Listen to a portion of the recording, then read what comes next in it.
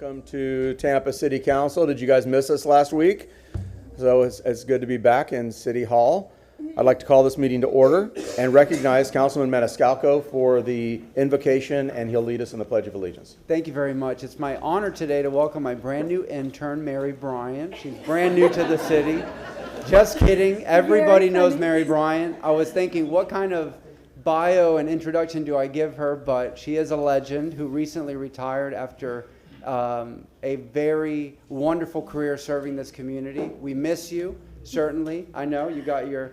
We're not saying any numbers today, but you were here for some time. But she's here today to give the invocation. So if we could please stand and Mary, take it away. Okay. I humbly come here today to call upon the Lord, Son of God, Jesus, to bestow his blessings upon you all. I am honored and grateful to deliver this invocation to honor the many individuals who made sacrifices to bring me here today. Lisa, especially. Dear Lord, we ask that your message of kindness and love be embraced, your message of wisdom and understanding be accepted, your compassion to be felt and embodied by us. We struggle to adopt by example your lessons and to be copied. Your teachings and lessons are laid out for us. We walk quietly upon the earth, hoping and aiming to make a difference. We see too often the shortcomings and not the successes. The Lord has given the word, and it's up to us to follow it. We are humbled before the Lord and his sacred grace, which we ask for it to be granted to us. There is only one rule to follow: listening, learning, and adopting the ways of the Lord. We ask that God's holy blessing be granted and bestowed upon Tampa City Council, mayor, elected officials, first responders, teachers, and all those assembled here today. We ask that the good Lord's holy shield guide and protect them throughout their deliberations. We ask that they be clear in spirit, clean in thoughts, and wise in their determinations. We ask for these gifts to be granted in the name of the good Lord Jesus. Amen. Amen. I pledge allegiance to the flag of the United States of America and to the republic for which it stands, one nation, under God, indivisible, and liberty and justice for all. Thank you, Mary. Thank you, Mary. I tried to get her apprehended and escorted out of City Hall when I saw her this morning, but they refused. Good one. Okay, roll call, please.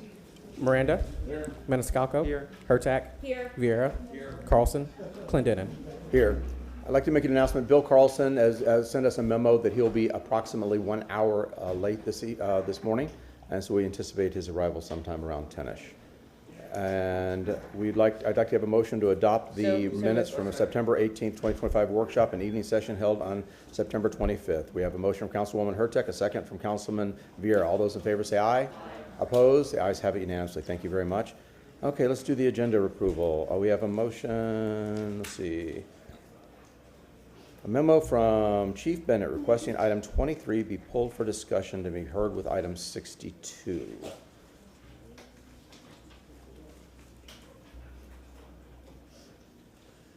So 23 will be heard with 62. We have a motion from Councilman Maniscalco, a second from Councilman Rand. All those in favor say aye. Aye. Opposed? The ayes have it.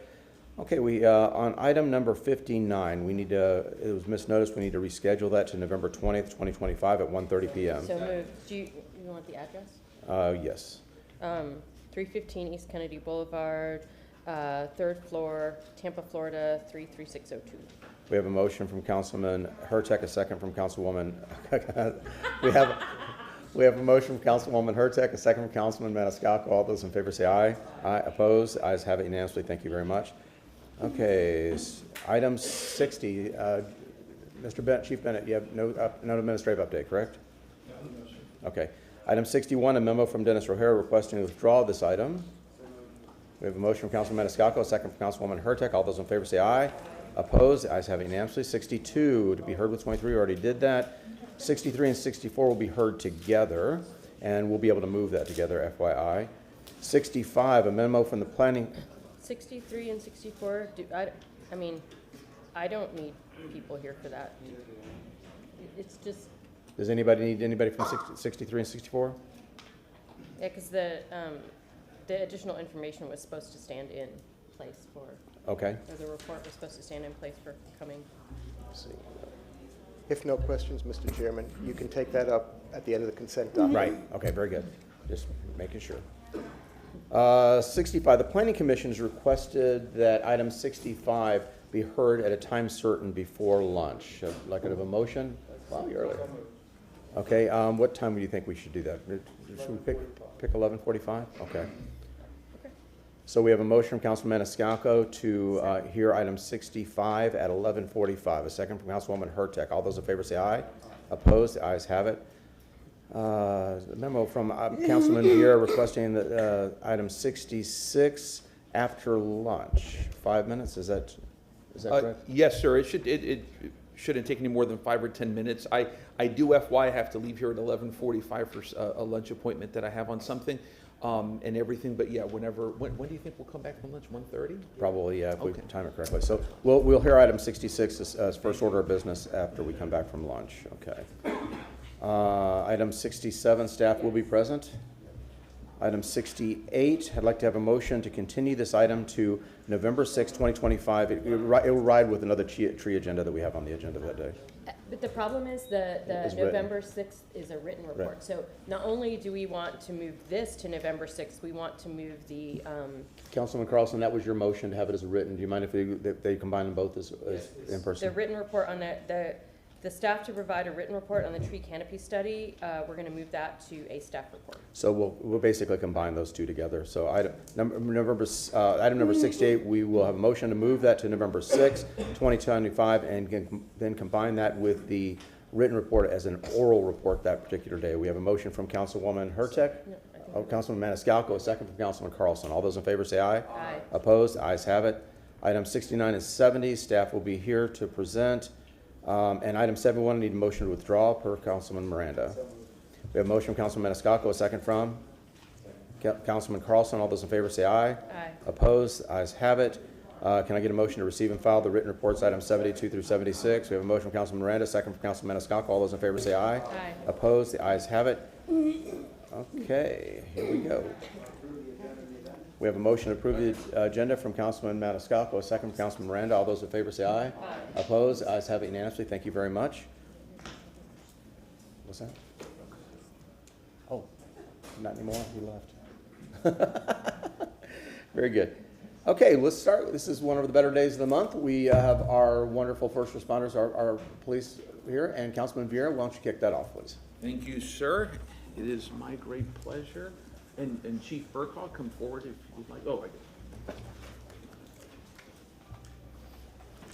do. My great pleasure, Council, to do the Officer of the Month. Today we are honoring Officer Mona Noble, who is Officer of the Month. And like I always say, we always do this to reflect the values of the community that we serve, that supports our first responders, including our police officers, as well as our firefighters. And so we'll invite Dr. Chief Burkall to come up and say some words. Morning, Council. Chief Burkall here, and I appreciate you all taking the time to honor the best of the best that we have. I'm extremely proud of all of our officers, all the men and women of the Tampa Police Department. As you know, we continue our crime reduction and our improving the quality of life in the community. Every year to reduce crime, it gets more and more challenging because we're fighting our success from the previous year. Even in our community outreach, you all have heard of Pop-Up Bagel, right? So we just started something called Pop-Up TPD, where we're going to apartment complexes. We went to Silver Oaks, Columbus Court, and today we're going to Meridian Point to greet the kids when they get off the bus, and you should see the smiles on their faces. So things like that are making a huge difference in our community, but that all starts with our new officers and the training.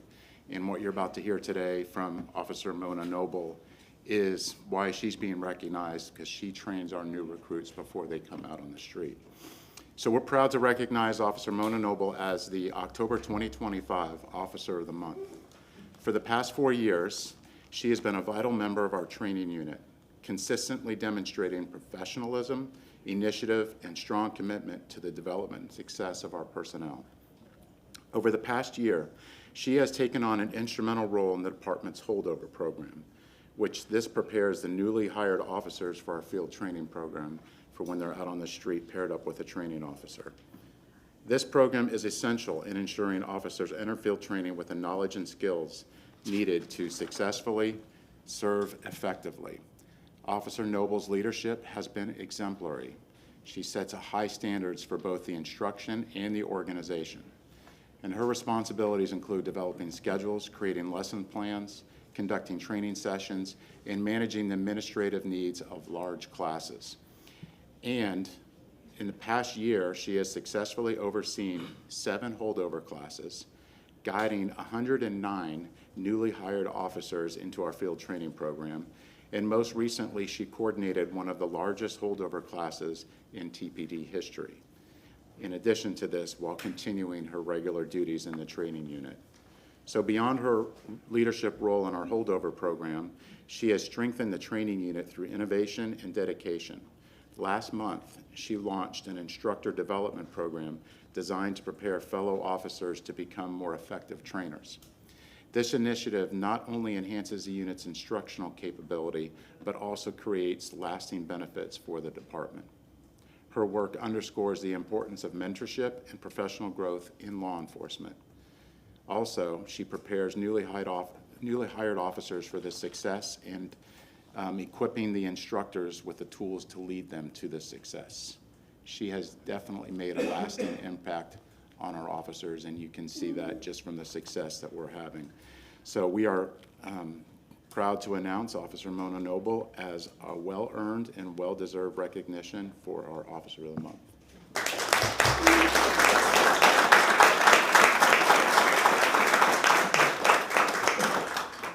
Thank you. And officer, there are some good folks in the community who would like to come up and honor you.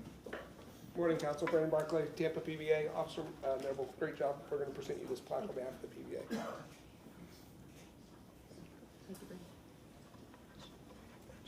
Stand right here. Good morning, Council. Jill Witecki with Tampa Theater. Thank you so much for the foundation that you build in our community. And on behalf of the theater, we'd like to present you with an annual membership. Come see some movies and shows with us at Tampa's Historic Theater. Thank you very much. Thank you. Good morning, Council. Brian Ford with the Tampa Bay Buccaneers. Chief, Officer Noble, training those coming up is tremendous. So you're helping leave a legacy and continue the legacy. Sure. But we have a tradition at one Buccaneer place. Anybody that goes over and above gets a game ball. And hearing your story, I'm here on behalf of the Glazer family, our entire organization, to present you your very own game ball. Thank you So very I much. thank you for your extended efforts and your family as well for their support of you. I appreciate it. Thank you very much. Mr. Ford, can you please do me a favor? Could you please send a memo to the Bucks organization to not make these games so like heart-wrenching and like let's wrap this thing up like in the third quarter, because I'm going to have a heart attack if they keep playing games like this. We just like wins, and we got to stay healthy. It's a long season, but you know I'm much smarter as we win, so I just want to thank you. Good morning, Council. Mike MacArthur, Steps Towing Service. What a resume. Congratulations on a job well done. You definitely deserve some time off. On behalf of Todd, Step, and Steps Towing, I'd like to present you with a gift card. Have a night on the town on us, and thank you for everything you do for our community. Thank you. Just remind everybody when you're speaking, I know it's awkward, but if you could speak towards the podium, because that's where the microphone is buried, so people at home can hear as well. Good morning, City Council. Leo Gary with Bill Curry Ford. Congratulations on winning this award. I truly appreciate everything you do for the city of Tampa. And like I say, when I'm up here, every single time that I'm here, I respect each and every one of you guys that puts on that uniform every single day and makes it safe for the city of Tampa. On behalf of Bill Curry Ford, I want to present to you a handwritten letter from Jennifer Curry herself, along with a gift card. And then this is a certificate for free maintenance on your personal vehicle. And then there's some other goodies in there as well. Thank you so much. I appreciate it. Congratulations again. Thank you. Good morning. My name is Mary Lou Bailey, and I'm here on behalf of Zoo Tampa. I serve on the board at Zoo Tampa, and usually Mark is with me, and he usually has this lovely basket with stuffed animals and goodies for the zoo, and he's stuck in traffic like so many people this morning. But I did want to come up and congratulate you. I was really impressed with your story. One of the things I wanted to comment on was not only training for skills, but the culture that the TPD has of the community partnership and the caring and the integrity. I know that all starts with the training. So I wanted to thank you for that. I wanted to thank everybody who serves. You guys are all awesome. And this is a letter letting you know we're giving you an annual membership to the zoo. So enjoy it in good health. Creatures of the Night is going on. I'm going Friday. So you can go to the Creatures event, the holiday event, as well as anytime you want. I love animals. I hope you come to love them as well. And we will get the gift basket to you. But congratulations and thank you. Thank you very much. I appreciate it. Morning, Council, Officer Noble. Thank you so much for your service. Appreciate it. I noticed before I presented this to you that I have a typo on it, so I'm going to have to get you another copy. But on behalf of Friends of the Riverwalk, we'd like to present you with a personalized paver along the Riverwalk. It's not in the ground yet, so it hasn't been engraved. We're good to go. A couple of other gifts from some of our corporate members, a $200 gift certificate to Florida Avenue Brewing, a gift certificate to Splitsville for either an adults night out or a children's party. And then on behalf of Manthe Hospitality, a couple tickets for Yacht Starship, a couple tickets for the Pirate Water Taxi, and for Riverwalk Rentals. Wow, thank you so much. Enjoy those. Thank you again. Thank you. I'm going to try to follow the rules in speaking toward the microphone. Did you hear that, everybody else? I think they need a tutorial. But I bet you if I went back to their grade school report cards, it said the same thing. They're always turned around talking to everybody else and not the front See, class. after 35 years of granting these various gifts to the police officers and firefighters, I've learned how to do this. On behalf of the Chicho Restaurant Group, we're providing you with the gift certificate. You can enjoy yourself over there, breakfast, lunch, or dinner. On behalf of Jackson's Bistro, you can enjoy yourself there. That's over on Harbor Island.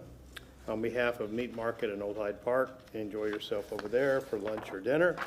And the Yummy House China Bistro, and I always say this, the chief wants you to invite him to go there. So anyway, enjoy yourself, take these letters and certificates with you.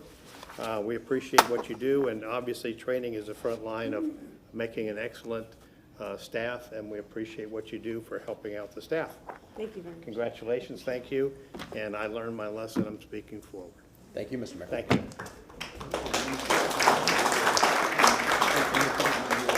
Yes, sir. And two more gifts we have here from the Strass Center. They couldn't be here today, so from our friends at the Strass Center, and then from the Florida Orchestra gifts. So there you go. So if I may, I'll give these to Chief. Yes, thank you very much. Thank you. Let's give them a round of applause. So on behalf of the grateful city of Tampa and Tampa City Council, it's our great honor to recognize you as the Tampa Police Officer of the Month. Just God bless you. Thank you very much, man. sir. I appreciate Thank you. And if you'd like to say anything, I'd first and foremost like to thank my corporal, Robert Sudler, for putting me in for this award.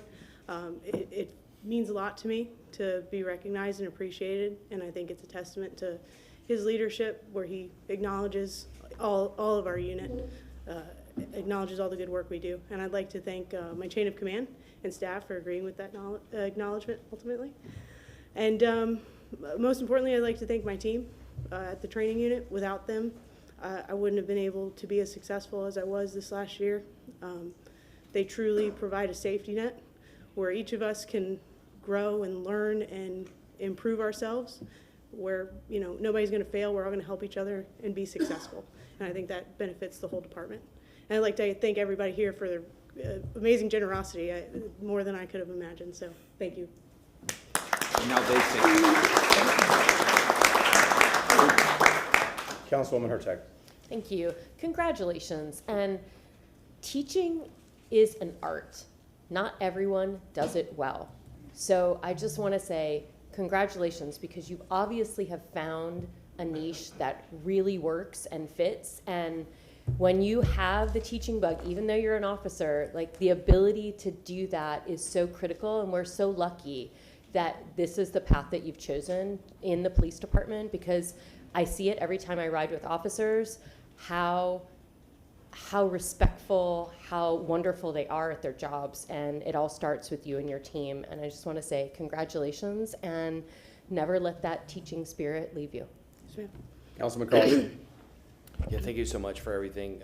With all the officers who are retiring, and then the need for more officers, training is more and more important all the time, and the public always asks for more training. But in these times where things are on edge for everyone, we especially appreciate our men and women of law enforcement who are protecting us. So thank you so much for everything you're doing. Thank you. On behalf of Councilman Carlson, Councilwoman Hurtek, Councilman Maniscalco, Councilman Miranda, and obviously Councilman Vieira, I know you're standing up here representing an amazing workforce. This council is very appreciative of Tampa Police Department and what they do for the community, and it's nice to be able to recognize one of those members once a month. And thank you for being here. Appreciate your work and what you do for us. Thank you.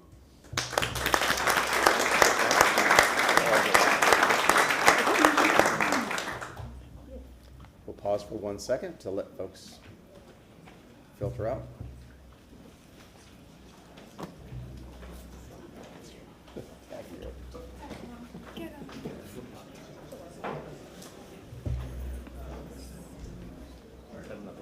Yeah. Did you pull from the consent? We did not pull from the consent. We didn't pull anything from the consent, right?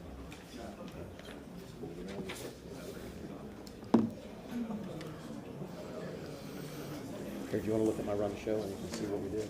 Did you see anything? You were here though, right? You saw it? You were here. I came in just after consent. Okay. Okay. Oh, that's true. 23. It's going to be heard with 62. Yeah, 62. 23 is going to be heard with 62. I need to recuse myself. You always get 22. Okay, 22. Yeah, just bring it up when we do it. Yeah. So excited about that. Yeah, thank you. Good morning. Thank you so much. I'm sorry. Okay. Good morning. I'd like to recognize Councilwoman Hurtek to also recognize the Tampa Heroes. Thank you. Good morning, everybody. We're here to honor our ATU Employee of the Month, and I will let the ATU President, Steve Simon, take it away. Thank you, Councilwoman. Good morning, Mr. Chairman. Good morning. Good morning, Council, and good morning, City of Tampa. I'm Steve Simon, President of the Amalgamated Transit Union, Local 1464, and we keep the City of Tampa running. And I'm happy to be here this morning to introduce you to the ATU Employee of the Month, Mr. Dario Davis.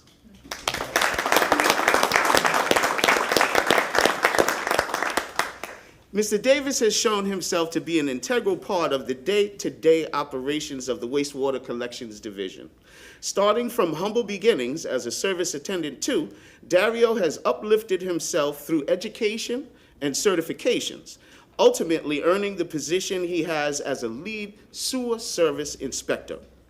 Day after day, he assists his supervisor by training his team, teaching implementation of new technology, planning and scheduling work, liaisons between wastewater engineering and support services, and always encouraging the team to move forward with positive outcome.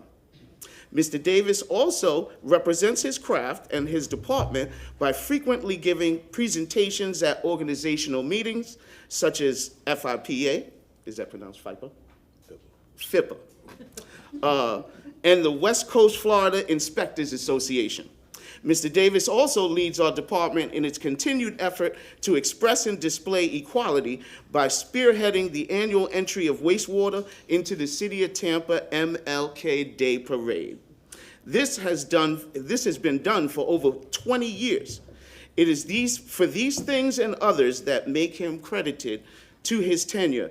I nominate, Mr. Dario Davis has been selected as the ATU Employee of the Month Award recipient. And we appreciate everything that you do and your participation in keeping the City of Tampa running. And on behalf of ATU Local 1464, I would like to present you with this award. Thank you so much.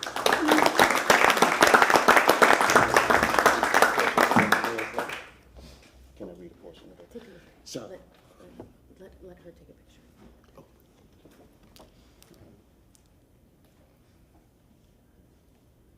Thank you. A portion of the letter from the mayor says, "Congratulations on being selected as the Amalgamated Transit Union's Employee of the Month for your professionalism, strong work ethics, enthusiasm, and for going above and beyond in all aspects in your position as lead sewer service inspector.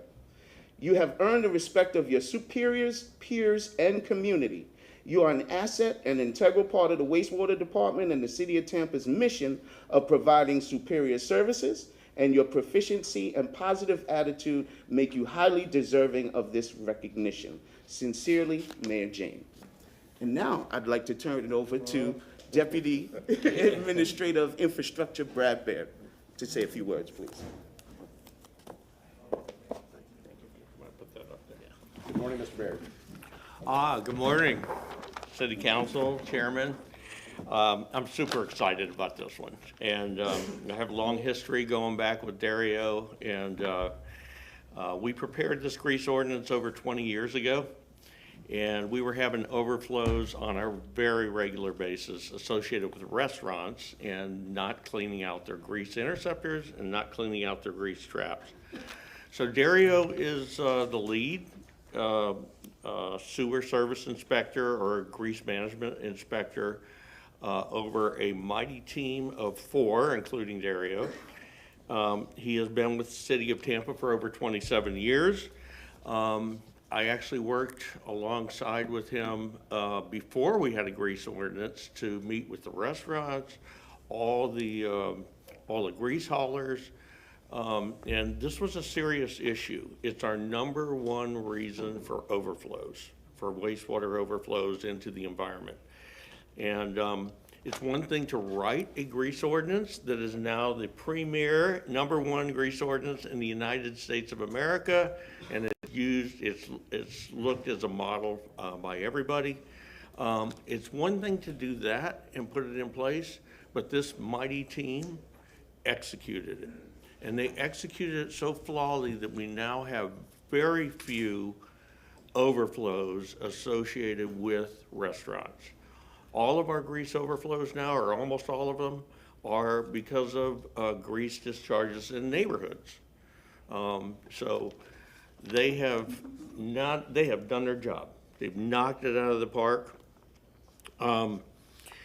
They inspect restaurants, grease interceptors and grease traps at least once a year, many times twice a year. And the thing that I admire most about this team and Dario is they work directly with the restaurants to educate them before we cite them, and educate them on how to clean it out, how often, how maybe theirs is undersized and they need to upsize it. And so they really work proactively up front. And I couldn't be more proud of them, but I wanted to say these jobs are nasty. I don't know how to put it any other way. I spent a lot of time with Dario in the field. They could be on the Dirty Jobs show, as I told the chairman yesterday. But they knock it out of the park every day, and they work so hard. So I'm very proud of these guys. We have 3 out of the 4 here today. And with that, I'll turn it over to Dario to say a few words, I think. Wait. Oh, I'm sorry. Actually, we have some folks here that want that's to, right. I'm sorry. that want to thank him. And so first, I'm gonna. This is from the Straz. So it is 2 tickets to a show in January. So I will leave these for you. Councilwoman They couldn't be here Hurtak, today. the podium's this way. Thank you so much. Thank you. Councilwoman Hurtak, the podium is this way. Oh gosh, I'm not following the rules. My apologies. So we are going to ask people to look toward council. It is awkward, I will say. Okay, now having done it, I get it. Come on down. How you doing? Mark Haney with Zoo Tampa, and we have a Florida Panther here. Florida Panthers eat their food raw, so they don't really contribute to the grease problem. And we've got a fun day at the zoo here for you. I would recommend coming during Creatures of the Night, which is going on right now, Friday, Saturday, and actually this Sunday. It's a fun event, so we hope to see you there. Thank you. And just because I always have to know, what did the Officer of the Month get? A manatee. Okay, see? Yeah, I got here just in time. Morning, Council. President Simon, Mr. Noble. Oh, yeah. First and foremost, congratulations on 27 years for our great city. That's tremendous. And as another behind-the-scenes type guy, I appreciate what you do behind the scenes. It takes us behind the scenes so those in the limelight can get the job done. So on behalf of the Glazer family and our entire organization, we have a little tradition. Anybody that goes over and above gets their own game ball. And I have your game ball right here. So congratulations. Thank you so much. I thank you and your family for all you do for the city, and keep doing it. Thank you. Thank you. Go Bucks. Go Bucks. Go Bucks. Morning, Council. Mike MacArthur, Steps Towing. It's always hard to follow in the game ball, so, but congratulations on a job well done. On behalf of Todd Steps, Steps Towing, I'd like to present you with a gift card, have some dinner on us, and thank you for everything you do for the city, and we appreciate it. Thank you. I appreciate it. Thanks again. Good morning again, Council. Mr. Davis. Jill Witecki from Tampa Theater. I will admit, before today, I had no idea that we had a grease ordinance and how important it was and how good we are at it. So thank you, and thank your whole team for being one of the people who do all of those jobs that most of us don't know about every day, that, as Steve always says, keeps the city running. So on behalf of Tampa Theater, this is an annual membership for you and a friend, a spouse, or whoever you'd like to bring to come see some shows with us next year. Thank you so much.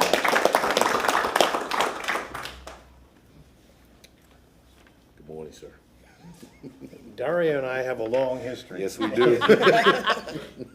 I want to tell you, first of all, he does a great job. And when he says he goes out and checks the restaurants, he goes out and he checks the restaurants. So I hope that all of these folks are in good standing with you.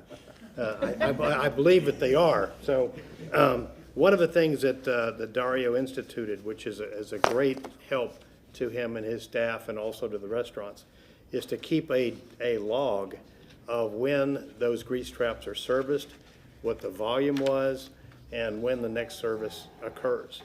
I'm going to tell you a funny little story here about when Dario first went on the job. When Bush Brewery was active, they were pumping their liquid effluent, not the solids, but the liquid effluent into the sanitary sewer system. And because of that, I don't want to get into too much detail, but it pre-digests the effluent that's in the pipes. So it actually is better than most of the other sanitary sewer systems. And so Dario had called me and he says, I don't know what, we're testing this and it's looking better. So it's not impacting our system. What are we going to do about it? And I said, well, you should give us a credit and not charge us for pre-treating the effluent. But anyway, I have a couple of folks here that would like to honor you. And like I said, Dario is on speed dial for me, and I'm on speed dial for him. So whenever any of our folks get a little behind, we knock them around a little bit and get them in order. On behalf of the Chicho Restaurant Group, which I know he knows very well, we're providing you with a gift certificate. On behalf of the Yummy House China Bistro, we're going to give you a gift certificate. Meat Market over there in Hyde Park, and Jackson's Bistro on on Harbor Island. And take your letters and take your gift certificate, and we do appreciate what you do. Thank you, sir. Appreciate it. Good to see you. And I'm here to present our commendation from City Council. We just want to say thank you so much for all the work you do. And would you like to say a few words? Yes. Good morning, everyone. Just want to say, first and foremost, just thank God for this opportunity. With him, all things are possible. Without him, nothing. And I just want to say this is a very humbling experience.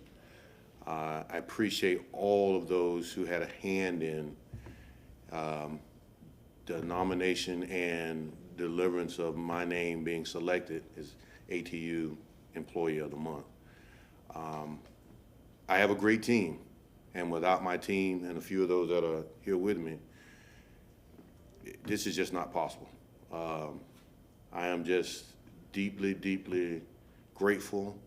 I am just so humbled by this, and I just want to say to a gentleman that has known me for almost 30 years and had told me at the beginning of this journey, gonna make me proud.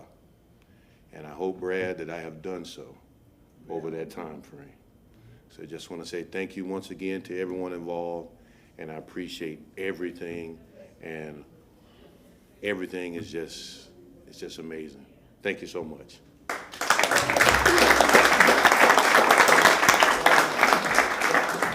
I will say, just like the person spoke earlier, it wasn't until I got elected to Tampa City Council that I knew this job even existed and that what a problem it is to have this issue. So the things that you learn day to day, you never stop learning.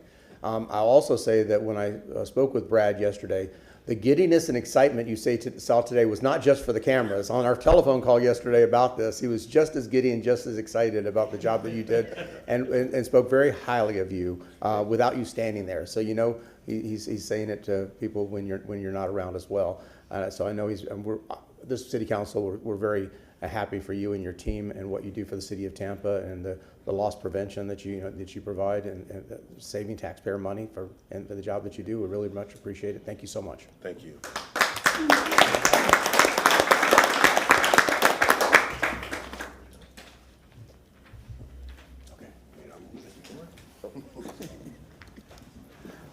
Marty Shelby, would you like to kick off public comments? Good morning, Mr. Chairman. I'm glad you asked me about public comment. I thought you just wanted me to kick off. I'm the funny one. Martin Shelby, City Council Attorney. Good morning, members of the public. I'd like to discuss very briefly with those in the audience today the rules of decorum for public comment. Now, members of the public are allowed a reasonable opportunity at the start of today's meeting to address any item on the agenda before City Council takes official action on that item. Now, if you wish to speak during general public comment, that's this section coming up, it's for those people who are here to talk on staff reports. If it's listed on the agenda as a staff report or it's listed on the agenda as a consent item, public comment, general public comment at the start of the meeting is the time to talk. If you're here for something that's listed as a public hearing, the time to talk at that point would be at the time that item is called up on the agenda. Now, if you wish to speak during general public comment, hopefully you filled out a speaker card and placed it in the box outside the chambers. 1 card per speaker. Cards are accepted until the start of general public comment. Each person submitting a card will be recognized by name to approach and speak. And I'd like to point out that in accordance with the rules of procedure, those people who are here to speak on an item listed on the agenda will be given preference, as opposed to those people who wish to speak on off-agenda items. You will have that opportunity after the people on the agenda items get to speak. A 3-minute time limit applies to all speakers.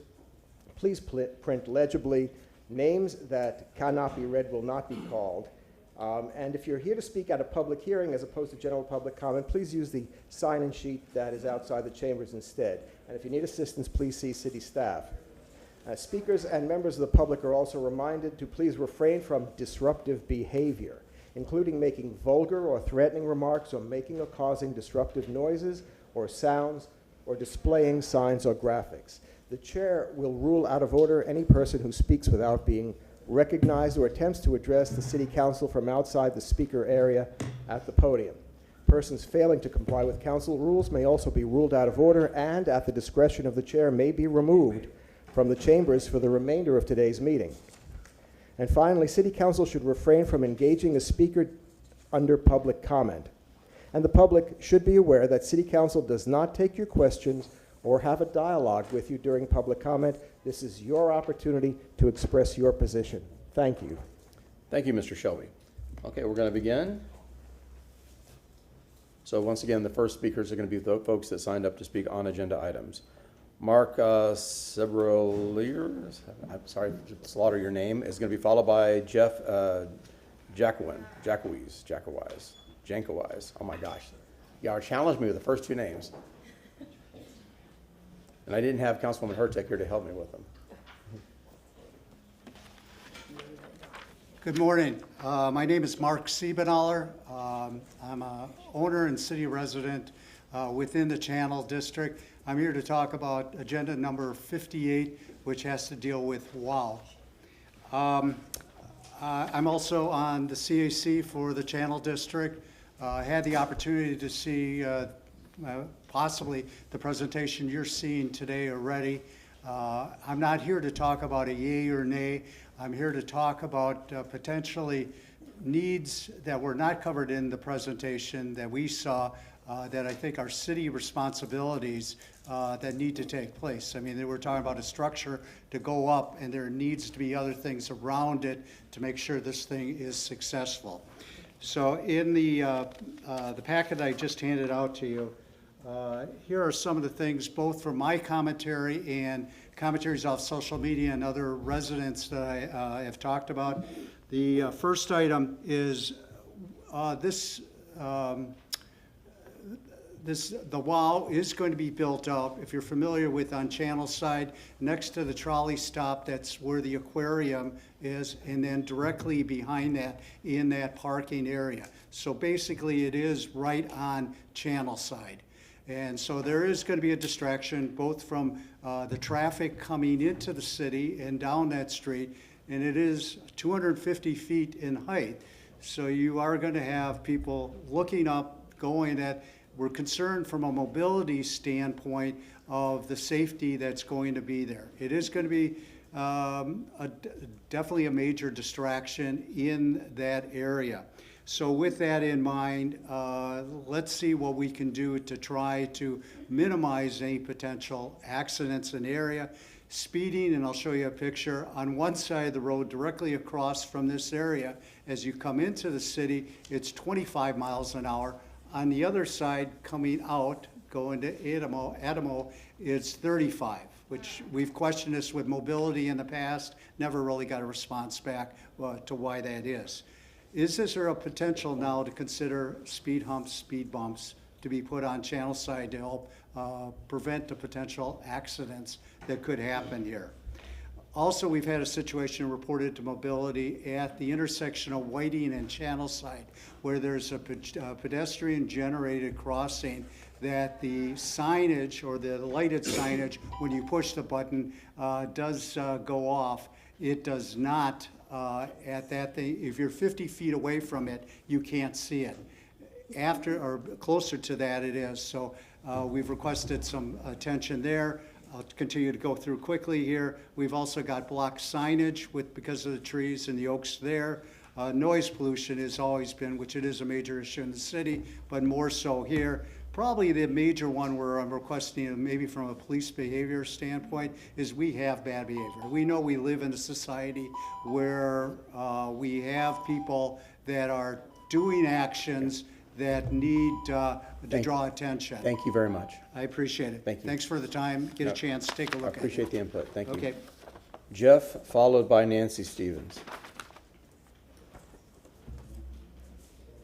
Good morning to the City Council, and my name is Jeff Jankiewicz. I'm also a resident and owner in the Channel District. I returned to Tampa and found out that WOW was in the news and a big topic. I started to search for information. I couldn't find very much. I looked in the news and so forth. What I did find is the scale of the project was going to be on 1/3 acre in the parking lot near the aquarium. I had some questions because although it's supposed to be a 250-foot wheel, the space would only be 1/3 acre is only 250 feet by 60 feet. So that probably most likely couldn't be the full footprint. And I'd like to get more information or have information available to the public as how the plan works, and some documentation. There is green space right next to it. I don't know if they plan on taking the green space away or not. That was a question. I also found in some of the news that the equipment was to be refurbished. So that indicated to me it might be used, and if it is used, where was it before? What year was it designed? When was it manufactured? And how did it actually come about to be available, and what are the reasons and so forth. We had some interest. I'm familiar with these, living in Singapore, spending a lot of time in China and Chicago. There's usually a lot of noise around these type of things, these wheels. They also do advertising. There's also a high level of illumination at night.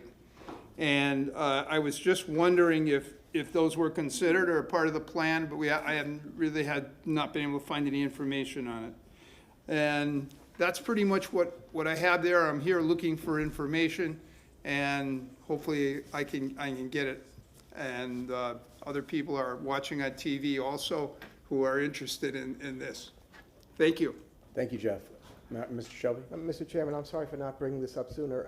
Just want to let you know, council and the public, that this is set for a public hearing at 10:30 a.m. Now, it is not quasi-judicial.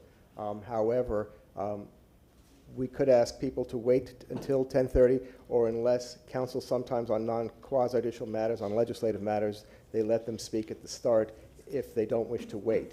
It's scheduled for a 10:30 time certain, so I just wanted to bring that to the public's attention. Well, I think you covered that in your first remarks, but just to reiterate that people have that opportunity. So that today the presentation is just a presentation, and a lot of these questions you just asked hopefully will be answered during that presentation. But thank you. Okay. Thank you very much. Thank you.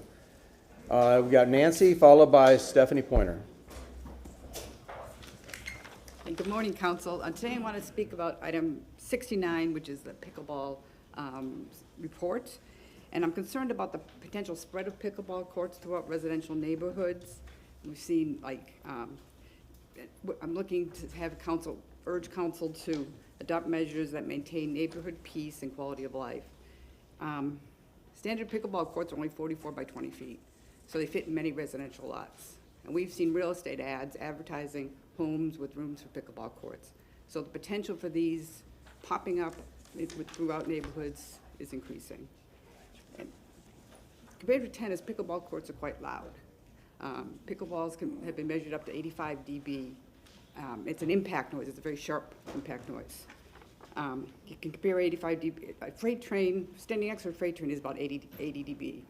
And so that's loud. A noise study conducted at the Tampa Yacht Club found that pickleball courts regularly exceed the spirit of the noise ordinance, even for homes across the street. So what can be done? Well, this noise ordinance doesn't specifically cover the type of sound from pickleball courts. It's an impact noise. So that noise ordinance should be looked at and updated to cover that noise. And it should be enforced so that neighbors aren't negatively impacted. You could consider requiring cushioning for the pickleball courts, which would reduce the noise, limiting play hours and activity levels, including not allowing lights, restrict courts to personal use only. There's no team practice, no prohibit rentals, team practices, that sort of thing. Giving lessons should be personal use only, and allow courts only as part of a residence, not a standalone court in a residential lot. So thank you. Please enforce the existing codes, and I guess there'll be some recommendations later on. Look to other cities for code ordinances and help balance our communities, peace and quiet, and enjoyment of outdoor sports. Thank you. Thank you, Nancy. Stephanie Pointer, followed by Darrell Hikes. Good morning, Stephanie Pointer. Number 8, maintenance of FDOT land. Who's paying for it? Doesn't say anywhere in there who's paying for it. Number 15, the vulnerability study. This is one of those ones that baffles my brain because it's for stormwater and it's for sea level rise, but yet we're going to do $60-80 million project on Howard Avenue before we get back this vulnerability study. Doesn't make any sense to me. Number 18, why are we environmentally studying Bacardi Park, which is at 1810 North Tampa Street? It reminds me of the survey at the aquarium that came up on the agenda a couple of months ago, and I was like, why are we doing this? And now we know why. So what's going on with that park that we feel all of a sudden we need to do some work on it? The Racial Reconciliation Board, I would argue that the Human Rights Board, maybe some of those folks belong on that board because it's a very similar purpose and prospect. But the Human Rights Board hasn't met since 2021, I think. I could be wrong. Bayside dredging, I know this. When I send vendors out to do work for me, I have a tree issue that I just had taken care of. Somebody went out and trimmed up a tree for me. They sent me before pictures and after pictures. And if these guys are dredging all of our outfalls, I want to see before and after pictures, because I'm sure that all of you remember the pictures that my friend Miss Canella sent to you. They didn't look very after-ish. They looked very before-ish. And I would like to know that they were actually cleaned. Because I've had vendors who've told me, hey, I came and steam cleaned your closet or your carpet. No, that's crap. You didn't. I got down there and smelled it with my very own nose, and it wasn't clean. Okay? And so we have to check up on these things. Pickleball, ridiculous. It should never, ever be in a residential lot. I'm sorry, but most lots in the city of Tampa, the vast majority of them are not over an acre, because you would need that much distance from your next door neighbor to not be impeding on their personal space by bang, bang, banging all the time. And I'm very excited to see the charter review coming forward.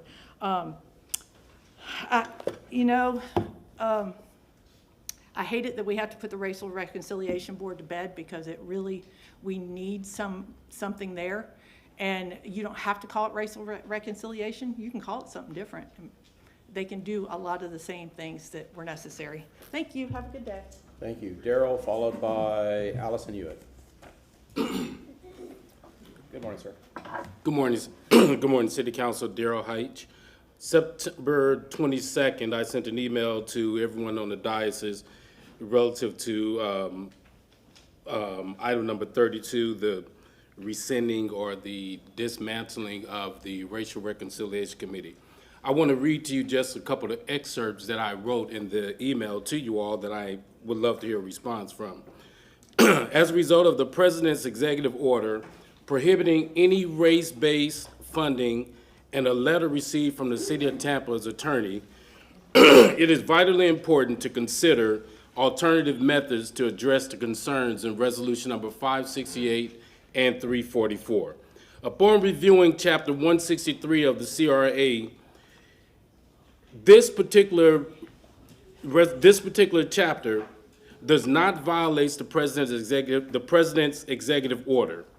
Yet it encourages the very changes we sought in Resolution number 568. On a recent Teams call with City Council member Louis Vieira, Attorney Marty Shelby, and City Council aide Brandon Jordan, I brought up several different suggestions as to how we may be able to move forward.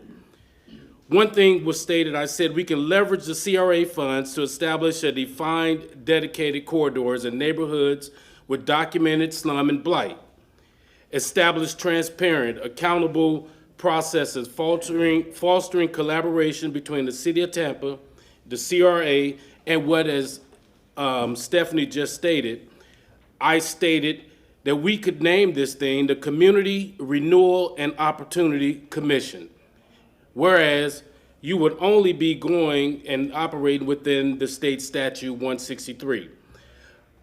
In the same email, I respectfully encourage the City Council to amend the CRA redevelopment plan to formally designate dedicated corridors that align with the Resolution 568 and Chapter 163. Direct CRA resources to these corridors with eligibility driven by neighborhood disinvestment indicators and not race. These particular suggestions were various things that we talked about. You have the email. I don't want to continue to go forward with reading the various points, but I will state I am very frustrated. Not so much as with you, but yet I am frustrated with you as well as I'm frustrated with the citizens of the Black community. Because we had an opportunity to stand before you 4 years prior to this coming to pass from the executive order. And now we have to look for another way forward for this Racial Reconciliation Commission. I ask you and I admonish you to look at the Human Rights Committee, look at various ways to how we can move this thing forward. Thank you, sir. Versus letting it down the vine. Thank you very much. Allison Hewitt, followed by Connie Burton. Allison Hewitt, resident business owner of East Tampa. Item number 10, 2804 East Columbus was the Elks Lodge. It has been demolished. I want to just also bring to your attention the CRA, East Tampa CRP, asked for you to be able to work with the building owners before it has to get to demolition.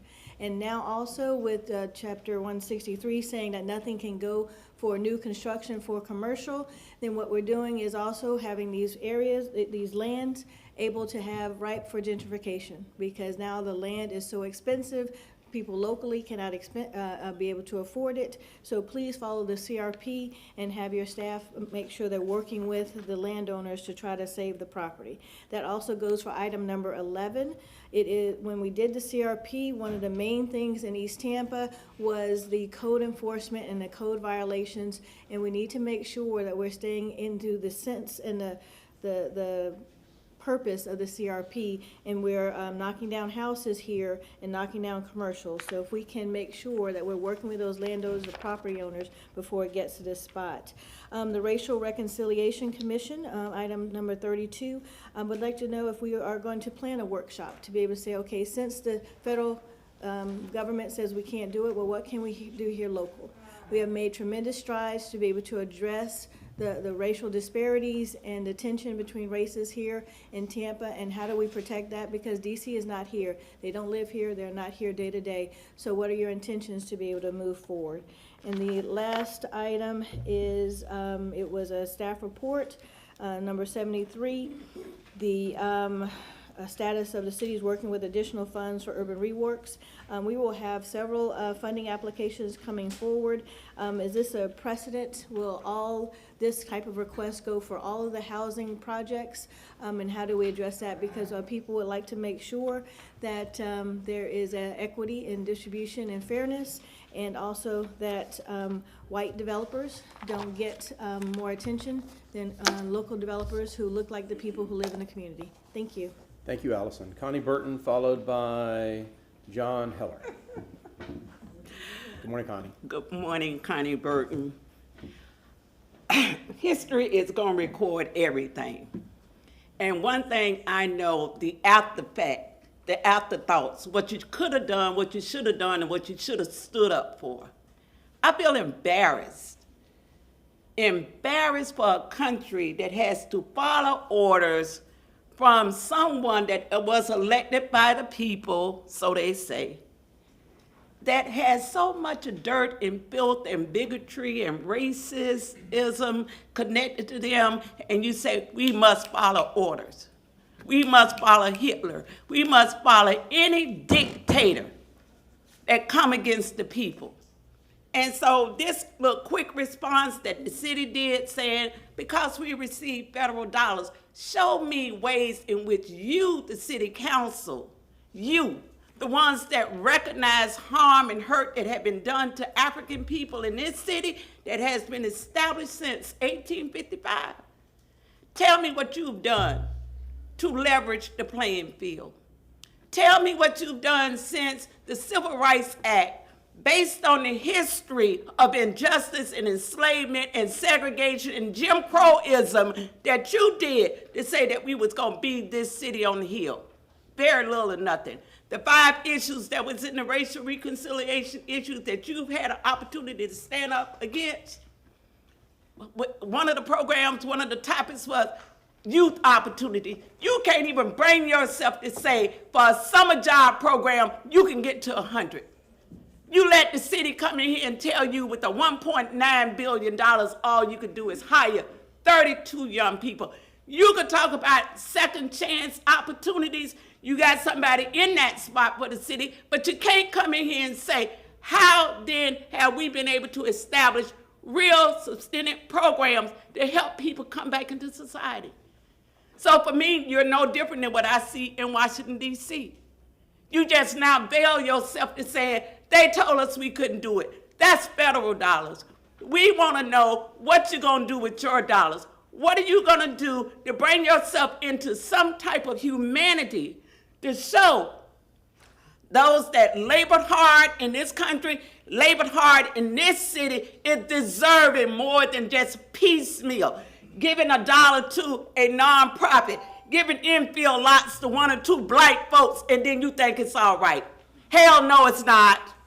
We shall remember all of you. All of you shall be remembered. Thank you. Thank you, Connie. John Heller, followed by Gladney Darrow.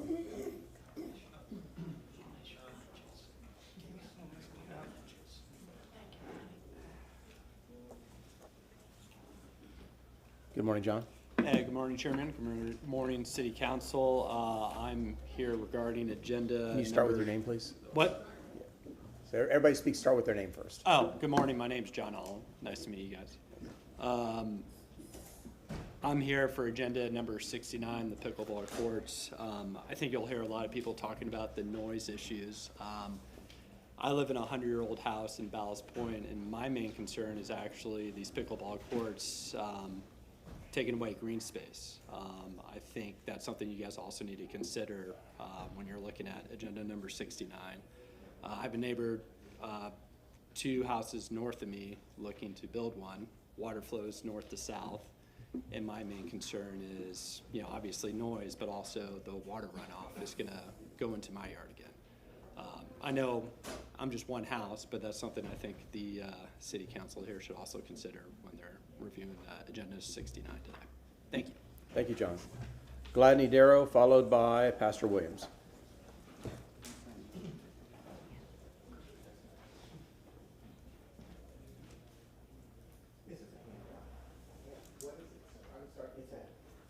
If you can, just normally it's hard to put into the clerk's file. What is it you're handing out?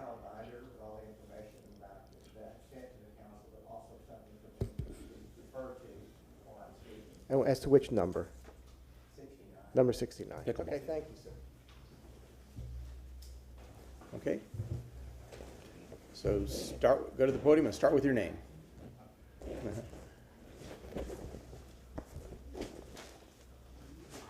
Good morning, sir.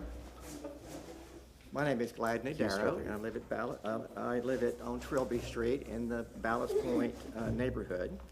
And I'm here to speak today about pickleball courts and to urge the City Council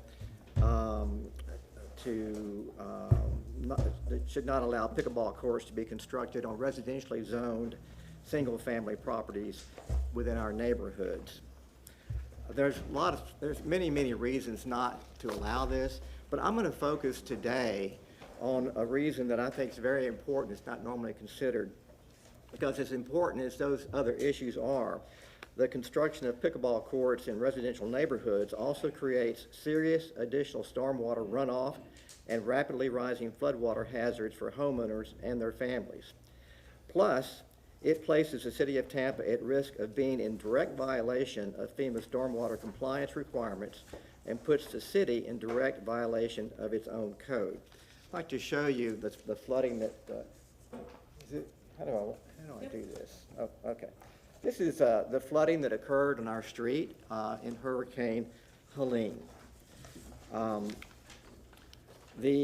The issues I just mentioned to you are created because there are deficiencies with current city processes around approving applications for permits. These deficiencies may be created because stormwater regulations are in Chapter 21 of the code, building code, floodplain is Chapter 5, zoning code is Chapter 27. For whatever reasons, stormwater review is not done for certain applications, and the remaining reviewers, that is, those not centrally tasked with implementation of Chapter 21, either don't understand the water retention requirements or have a different interpretation of the technical manual. For us and neighbors, this results in increased flooding. In the spiral binder I just handed you, you'll find in there this particular calculation that was submitted for the property that is next door to us and referenced in the Ballast Point letter 5607 Bayshore Boulevard. This particular application shows that the total proposed impervious area is 4,863 square feet. Am I done? No, he's 30 more seconds. Okay. I'll let you know. And he comes up with a calculation of 70 cubic feet of storage received. That's an incorrect calculation. The correct calculation should be at least 206 up to 270 cubic feet, because it's based on the entire area of that property when you have an impervious surface area that exceeds 50%. And this one clearly is 76.7%. Thank you. Yeah, thank you very much, appreciate it. Pastor Williams, you're next. Darlene. Thank you.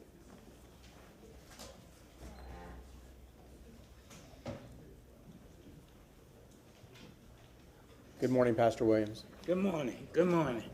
My name is Pastor William. I was located on 1112 East Scott Street, but somehow or another they tricked me into Settlement Church, but I never got nothing for it. Worth nothing. But you know what? I got to be honest with you. We come up here week after week talking about certain things, but y'all don't seem to pay no attention. So now I'm not going to worry about talking about what I need to talk about. I'm going to talk about y'all president. What can we do to get him in peace? Get him out of office. This man don't mean us no kind of good whatsoever. He don't care nothing about us and don't care nothing about you. And it seems like you all do to just sit down there and tell us about where we can speak what we want at public comment. But I try to tell y'all time after time. Here we got Jackson Heights, Belma Heights, and y'all done practically made the whole city a Suez Canal. And we got to understand, we are citizens of the United States, and we want to be recognized as citizens of the United States, not by the color of our skin. That don't care. We don't care nothing about the color of our skin. Treat us like a citizen, because that's all we want ask y'all to do. We don't ask y'all too much nowhere, because we know y'all not going to do nothing to help us whatsoever. But we got to understand, I got to give recognition to the God Almighty, because he's the one that woke me up this morning. He's the one that woke you up this morning. He's the one that gave you the strength to get here and be on time. And you know what? We got to understand. We got to recognize one another. We got to respect one another. That's all we ask y'all to do. Respect us. Like Connie Burton come up in, she spoke real loudly and she spoke very clearly. Y'all don't seem to care nothing about people of color, and that's why I got to call it people of color. You like the Jews, the Indian, the blacks, the white, everybody else.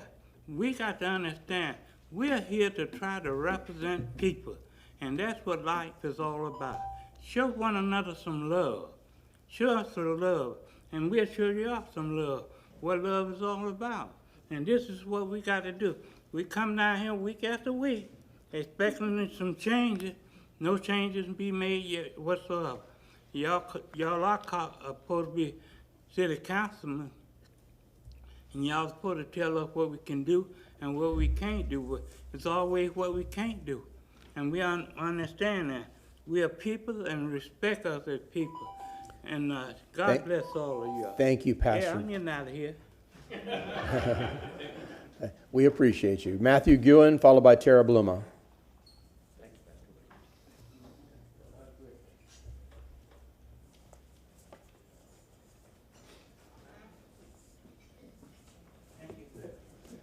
Good morning, Matthew. Start with your name, please. Good morning, council members. My name is Matthew Guin, and I'm here in support of the Tampa Wheel Over Water, or WOW. I'm a Tampa Bay resident. I have been my whole life. I went to USF for undergrad. I went to Stetson Law for my law degree, and I'm proud to call this city and the area my home. I'd like to point out that the project brings more than just a view from a wheel. It brings jobs, tourism, and energy to the Channel District. I'd also like to point out it's a $20 million private investment, not taxpayer funded, and that would help local businesses and create a new reason for people to spend more time downtown. I'll also point out that cities like Seattle and London and Las Vegas have seen how a signature wheel in those cities have become part of their identity, and I think Tampa deserves something like that too. It'll give reasons for families and residents more to do right here in Tampa, and something that is fun, accessible, and can become uniquely ours. It'll connect people to the skyline and the bay in a new way and reflects that the city is growing and moving forward, and I think it is something that will be beneficial to our city, and I urge you all to support it. Thank you. Thank you, Matthew. Tara Bluma, followed by Dr. Carolyn Collins. Good morning. Good morning. I strongly disagree with the gentleman before me about Start with your name. Tara Bluma, Thank you. about the wheel. It is not innovative. Like he said, many other cities, including Las Vegas, London, Singapore, Atlanta, have wheels. It's not a new, novel, clever idea. It's not much of a job creator. I mean, I don't know how many teenagers it takes to operate a Ferris wheel, but a couple, maybe at most. You're removing parking from the aquarium, which is sorely needed. And there's not a lot of information on base about this so far, but it says it's going to be sublet from the aquarium, and doesn't say for how much money are we making off of that very valuable real estate for the next 30 years. It does say in there that the land can only be used to build this Ferris wheel and nothing else. But what happens in 10 years when people are bored of the Ferris wheel? What is the provisions for the land to revert back either to the city, or what else can be built there? Regardless, even if you think a Ferris wheel sounds fun, it is not going to be fun for the next 30 years, and it's not the best use of that valuable real estate.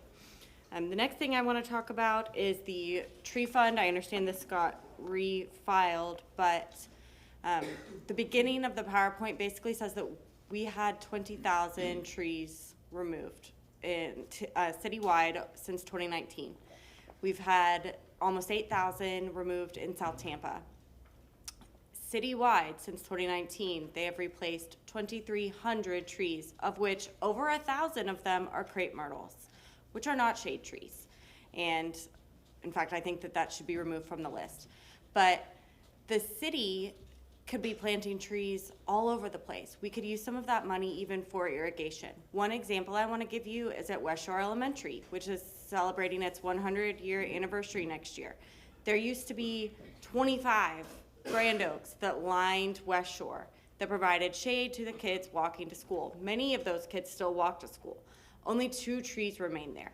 Yes, I realize it's school-owned, but that's in the right-of-way. We could be helping them improve their irrigation, helping them plant these trees. There are places like this all over South Tampa. To stand up here like the Parks Director did, or Mobility Director, excuse me, several months ago to say we can't find anywhere to plant the trees is disingenuous and lazy. And I would be happy to help you find places to plant the trees, but I do not support taking even $1 out of the South Tampa Tree Fund and allocating that anywhere else. Thank you, Tara. Dr. Carolyn Collins, followed by Bobby Creighton. Good morning, Doctor.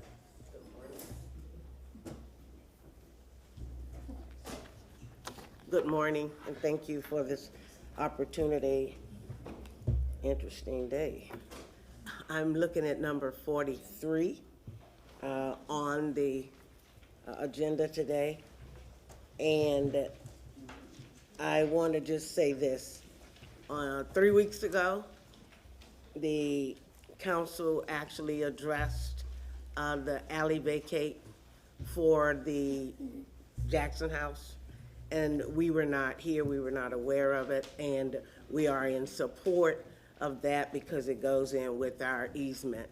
So I wanted to make sure that when the Jackson House was back on the agenda again, that we come back to let you know and to thank you, to thank the Accardis, to thank the city, everyone involved. And I want to give a special thanks. I was actually at a celebration of life in Delaware, and I got a call, and thank you to Councilman Carson, because he actually let me know that that had occurred. And so I wanted to come today to say the Jackson House Foundation is in support of the closure of vacating the alley. And I'll be honest with you, we never really wanted to vacate the alley, but there is not a choice. We now have our easement on the east and west side. We are vacating the alley with the clear understanding that we get 50% of that at the width behind the Jackson House. We thought there was some paperwork we needed to do. Thank you, thank you, thank you. And they indicated that it's written in the vacating law, so there's nothing we need to do. That helped us to further on with what we're doing. I wanted to also present to you guys today, and I'm not going to do it because the state has not put their check yet, but we have done our quarterly report as we've indicated. It has been submitted. We always do it within the 1st to the 5th of the month. Is due after the last day of the previous month in 3 months. So ours was submitted, I think, on the 3rd. We spoke with them at Tallahassee. So as soon as they go in and say it's approved, then we'll submit that. We don't want to submit something that's not approved and we may be required to make changes. In addition to that, we will include in that packet the repairs from the emergency restoration that we had to do. And I have that, but I don't want to give that as well. So yes, we support it. And we support it with the understanding that there be a comparable sharing based on the law of what we will receive. And we thank you for all you have done. We thank all that have been involved, and we're moving forward with the Jackson House reconstruction rebuild. Thank you very much. Thank you, Dr. Collins. Did you get with Darlene, reference that one issue that we're dealing with that closure? She was looking for more information. Oh, I'm sorry. Say that again. Did you get with Darlene? I was she said you had more information for that closure for the FDOT and that we had spoke about. And we will get with Darlene and make sure that we kind of go over with that with her as well. Thank you very much. Thank you. Thank you. Bobby, followed by Ron Weaver. Good morning, Bobby Creighton. Here to speak on item number 10 regarding demolition of 2 properties in the East Tampa area. I want to start by reminding the council that the threshold for demolition in Tampa is very high. A building must be in a significant state of deterioration by the time the city gets involved with any demolition. I've had conversations with several of you about the criteria that are set. Some background on these 2 properties. One is in my neighborhood. I drive by it almost every day. It was purchased in 2008. It had a rental certificate in 2011. It was rented at the time when it was demolished. The tenants who were living there were living in dangerous conditions. The building was unfit for habitation. There was risk for deleterious effects on the health of the residents, of the tenants that were living in that building. The second building was on Columbus Drive. In 2022, that building was purchased in a tax deed auction because the owners were unable to pay their property taxes on the property. There was an attempt to build townhomes by the purchaser. That was unsuccessful. It was sold in 2024 to an investor, and now we're at the state where the building has come down. My question relates to the lien policy of the city. Hard costs to abate are not negotiable, and they shall be paid in full prior to release of a lien. That's the language in the policy. Further on in the policy, it says, prior to release of the lien, city must receive payment of the negotiated settlement. So I would just like, I think, some clarity on if the amount shall be paid in full, but there's also a negotiated settlement, what that means. Further on, it says the legal department may depart from fine settlement guidelines with good cause. But it's not clearly defined what that means. So I think some of the language in the policy, at least for the public, should be clarified. The big question is, if a settlement is negotiated for pennies on the dollar with a taxpayer subsidy for LLCs with a track record of imposing dangerous living conditions on residents in low-income neighborhoods, why should we accept that? I think that's a reasonable question. Of course, city funds and CRA funds for rehabilitation should be expended to support property owners who are responsible in maintaining their buildings. I don't think anybody would argue with that. Code enforcement has reported during prior city council meetings that they stay abreast of best practices in code enforcement. And I think with the amount of complaints that you hear from residents, from the public, that I hear all the time about LLC owners and landlords that aren't taking care of their tenants or their property, why not have a presentation with an expert in that domain with code enforcement's input so we can understand exactly where we are with policy and what the best practices really are and if we are applying them. Thank you. Thank you, Bobby. Ron Weaver, and FYI, we have 10 speakers left, FYI. Thank you. Followed by Richard Barrett. Good morning, Chairman, Ron Weaver, 4403 Westdale Avenue. I rise for two occasions. One is the item 58 regarding the naming of a signage and a recognition of the Levy brothers. George and Leonard Levy twins were born on July 25, 1933 to Solomon and Simi Levy in Tampa, Florida. And how could the parents know how those two precious twins would completely change the landscape of this community in 100 different ways, getting us the Buccaneers, getting us those 4 Super Bowls, getting us the 1999 Final Four, getting us the 2017 first college playoff game, Clemson versus Alabama. And then they turned to philanthropy, and in philanthropy they chaired the United Way, they chaired half a dozen other organizations and provided the Aparicio Levy Technical Training School, which is a trade school which provides for the needs of those who most need it with respect to training for their careers. They provided this community an indelible impression, not only of recognition of our pride in ourselves and recognition of our people and recognition of their needs, they also recognized in their service to this community the ability of this community to bring itself up by the bootstraps. As businessmen, the trophy company of George grew from a few to over 300 people. Leonard's Hillsborough Printing, he started in 1955 as the humblest sales clerk, ended up owning and buying it 2005, sold it in 2006. I rise for a second occasion, though, besides just the naming of the area around North Himes and Ohio by the stadium crosswalk for George and Leonard Levy, but I also rise on the occasion of the wheels. Since I've spoken of these two big wheels that you should recognize at Ohio and Himes, I speak briefly to the wheel with one question. If the discussion turns to the need to create a riverwalk from the current terminus of the Tampa Bay History Center, deal with security issues, deal with the governmental issues, deal with the federal issues, and take it up to at least the Hyatt Hotel in Ybor City, so that our precious riverwalk, which is getting a West River blessing, thankfully, will create a vibrant horseshoe worthy of George and Leonard Levy with respect not only to tourism, but the safe walking and biking of our people along the channel. I think I have 25 seconds left. The safe walking and biking of all of our people, and also in honor of George and Leonard Levy, to be able to get to our sports team if we put one there, or start a trail toward the stadium if we put it at the Tampa Stadium. But wherever we put our next 100 resources, this community needs a Riverwalk extension along the channel from the current terminus of the Tampa Bay History Center along the water to the Hyatt Hotel. 2 years ago, I asked Darrell Shaw, I'll finish with one sentence. I asked Darrell Shaw, when I ride my bike to the Hyatt, could you please make sure I get salt water on it? Thank you, Mr. Chairman. Thank you, Ron. Richard Barrett, followed by our online speaker, Michael Randolph.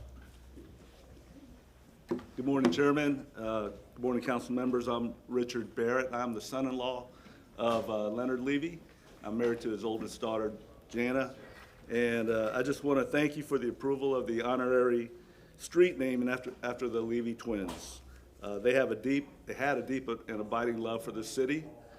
And I can't tell you how much this honor means to the entire family. I also want to express my appreciation to Develis D.C. Gutafas, who for leading this effort, and to Ron Weaver for his heartfelt advocacy. Thank you very much. Thank you very much. Mr. Randolph, good morning. Thank you for your patience. And after Mr. Randolph, it'll be Ryan Hayes and my favorite Tampa dog. So, good morning. Good morning, Mr. My Randolph. name is Michael Randolph. And I'm going to talk about today is beyond the breaking point, the non-pocket crisis. The nonprofit sector is in a crisis. In 2025, federal funding disruption hit hard. One of 3 organizations face delays or cuts. Over 20% lost funding entirely. Stop work orders, health services, staffing collapse. More than 22,000 jobs vanished, and some say 40,000. This wasn't just a budget cut. They fractured the support system of our community that our community relied on. It gets worse. In 2026 and 2027, a proposed $163 billion reduction in domestic spending will gutter education, housing, and public health and environmental programs. Community service Black Land will lose $770 billion. Rental assistance was slashed by $30 billion. AmeriCorps and workforce development program face elimination. The results: closures, layoffs. Nonprofit serving housing, healthcare, and refugees community scaled back or shut down, leaving a vulnerable population without support.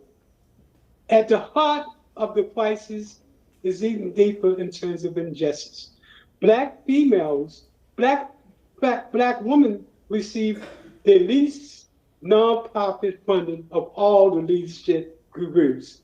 Despite leading some of the most impactful community-rooted organizations, they are expected to drive changes with minimal resources. This isn't just a funding gap, it's a structural barrier to equity and generational impact. We are beyond the crisis point. On October the 30th, we're sponsoring a workshop, Surviving the New Norm, a national workshop hosted by the Center for Nonprofits and Community Development. Learn about over 30,000 funders, individual foundations, and corporations that actually fund, and learn the new language used in terms of getting grants. More than over 30,000 people, organizations fund nonprofits. But nonprofits have to understand you need to move from grants to earned income model that support your sustainability by selling goods as well as services. Thank you, Mr. That's Randolph. A new day. You have to move. Thank you. Thank you, sir. And I have to, before Michael and Cairo get up here, I have to correct the record. I was mistaken. Cairo is my 4th favorite dog. Just in case that Theodore Barrington, Lady Emma, and Ocho are listening, Cairo is my 4th favorite dog. So Ryan, Hayes, and Cairo. They may be listening. I don't need the drama when I get home. Good morning, Grand Rising City Council members. Ryan Hayes, President of Cairo and Friends, Tampa native. Come here, boy. I would just like to recognize the individuals and families that negatively suffered from Hurricane Milton. Today is the anniversary. I haven't heard anybody speak about that in the audience and so forth, and I just really wanted to shed some light about that. I'm a humanitarian, and with individuals that did suffer from a negative impact from both hurricanes, I don't want to put too much spotlight on the sitting members, but I would like to reach out to the city of Tampa, to their community and their engagement department, and Cairo and Friends. We would like to donate, I don't want to put a value or a number on it, but a plethora of items for this up and coming Christmas. I'm not an individual that likes to celebrate too much of pagan holidays, but I do understand that a lot of families are still suffering. A lot of families lost everything. We are individuals that lost 90% of our personal possessions, both of our vehicles, and also our community hub. It weighs severely on me that it's kind of not being addressed and people aren't speaking about it, but I'm here to speak to the people that have suffered. I'd like to put my business card, or our business card, up here, and if anybody has personally went through this devastation, or if you know someone that has went through this devastation, and if you know that they need help, please email us.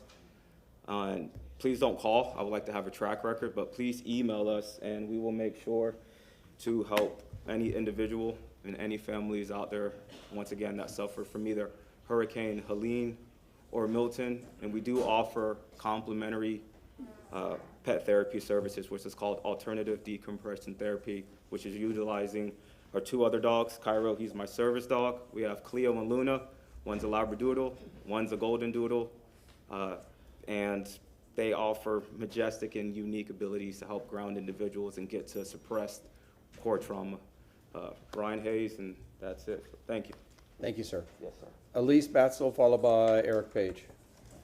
Good morning, Elise.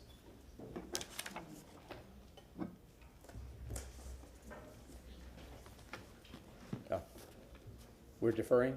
Yes. Okay. Thank you. Morning, Eric Page, 4301 West Boy Scout Boulevard. I'm not here to speak on agenda item 69. I'm here to speak about 2 in particular pickleball courts. I'm legal counsel for a number of residents who own property adjoining the Tampa Yacht and Country Club. They would be here personally, but they're concerned about speaking in public about this and potential repercussions because they live in the neighborhood. In 2016, the club submitted an application to rezone its site plan development. The site plan accommodated that application. That application was properly noticed. It was very contentious, but after a public hearing, council approved that application. Here's a snippet from that application. And in the application, assurances were made by the club that there would be no physical changes to their site other than some minimal inconsequential changes that were indicated on the PD site plan itself. And here is a snippet from the PD site plan regarding the southwest corner of the club's property. And you can see identified there is a concrete practice court, and there's a dividing backboard that you'll see here in a moment on that concrete practice court. Here is an aerial, and on the left you can see that concrete practice court, and on the right you can see the pickleball courts that the club has now installed. And I'm going to explain how that happened. In 2022, the club submitted a permit application. Here's part of it. And the project description in that said that all the club was going to do was demo an old pickleball court and replace it with 2 new courts, larger. But the undisputed fact is there were no pickleball courts on the club's site. There are 2 of them now.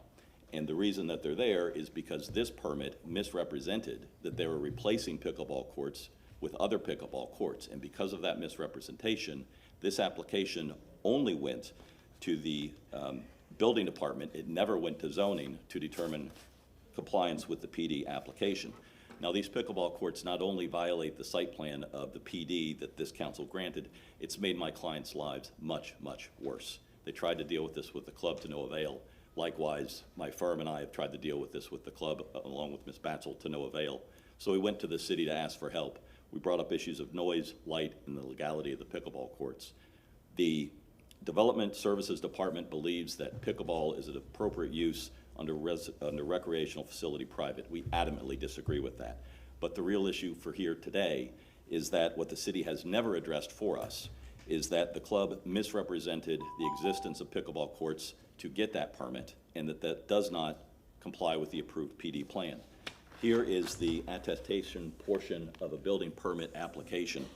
And under that, an applicant declares under penalty of perjury that all the information in its application is true, accurate, and complete, and including false or misleading information will render the permit application null and void. Per the city's charter, we ask that this council investigate this issue through city staff and through its legal department. We believe that that permit should be revoked, and if not, we want an explanation. Thank you, for why Mr. not. Page. Councilwoman Hurtak. Is there a way that you could provide that, your paperwork to Mr. Shelby for the clerk? That and more. Oh, okay. I believe in over-inclusion in a situation like this. I'm happy to answer any other questions, but otherwise, not during thank you for public your comment. time. Yeah. If I can, just, Mr. Chairman, Martin Mr. Shelby, Shelby. Council Attorney. There's a pad here. I don't Oh, sorry, but that's mine. but no, it's okay. I'll give you back this. But my understanding is the question I asked council is, are these 7 copies for the council members or 6 copies? And I'm told that this is the entire file. Correct. That's a lot for the clerk. But if it's to if it's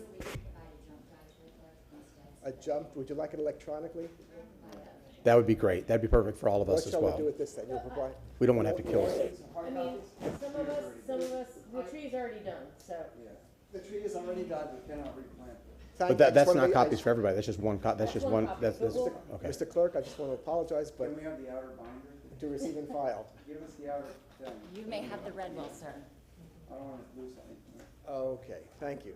Okay, well, highly unusual. Thank you, Mr. Page. Thank you. Mr. Page, I think- that's all. If you could also just provide the clerk the electronic file too, that would be fine too. We will. Thank you. Thank you. Elise, go ahead. Remember, this is public comment. Good evening, I'm sorry, it's morning. Good morning. For the record, Elise Batzel, Stearns Weaver Miller. I also represent the group of owners that Mr. Page does. And I was brought in as a land use attorney to answer really two questions for these clients. Number one, what process should the club have followed in adding new pickleball courts? And number two, what did the club's misrepresentation allow them to avoid? And I'd like to talk about that just briefly. Your land development code mandates that any changes to an approved PD site plan go through the substantial change determination process. No exceptions. There are no exceptions in your code today, regardless of 69. That includes changes from a backboard to 2 active pickleball courts. That includes changes in setbacks, in court dimensions, in buffering, and changes to impervious surface area. If the club had followed the proper procedure, here's what would have happened. It would have gone to the zoning administrator and DRC. They would have looked at it, and notice would have had to been sent by the applicant to property owners, and they would have had to be informed that they would have had a right to appeal that decision. That didn't happen. If the club had followed the rules, it would have either been approved as a non-substantial change, and those owners could have appealed and come to this body, or it would have determined to be a substantial change, which would have brought it back to this body. In either of those cases, our clients would have had the right to be heard, and the club would have had to go through the appropriate process.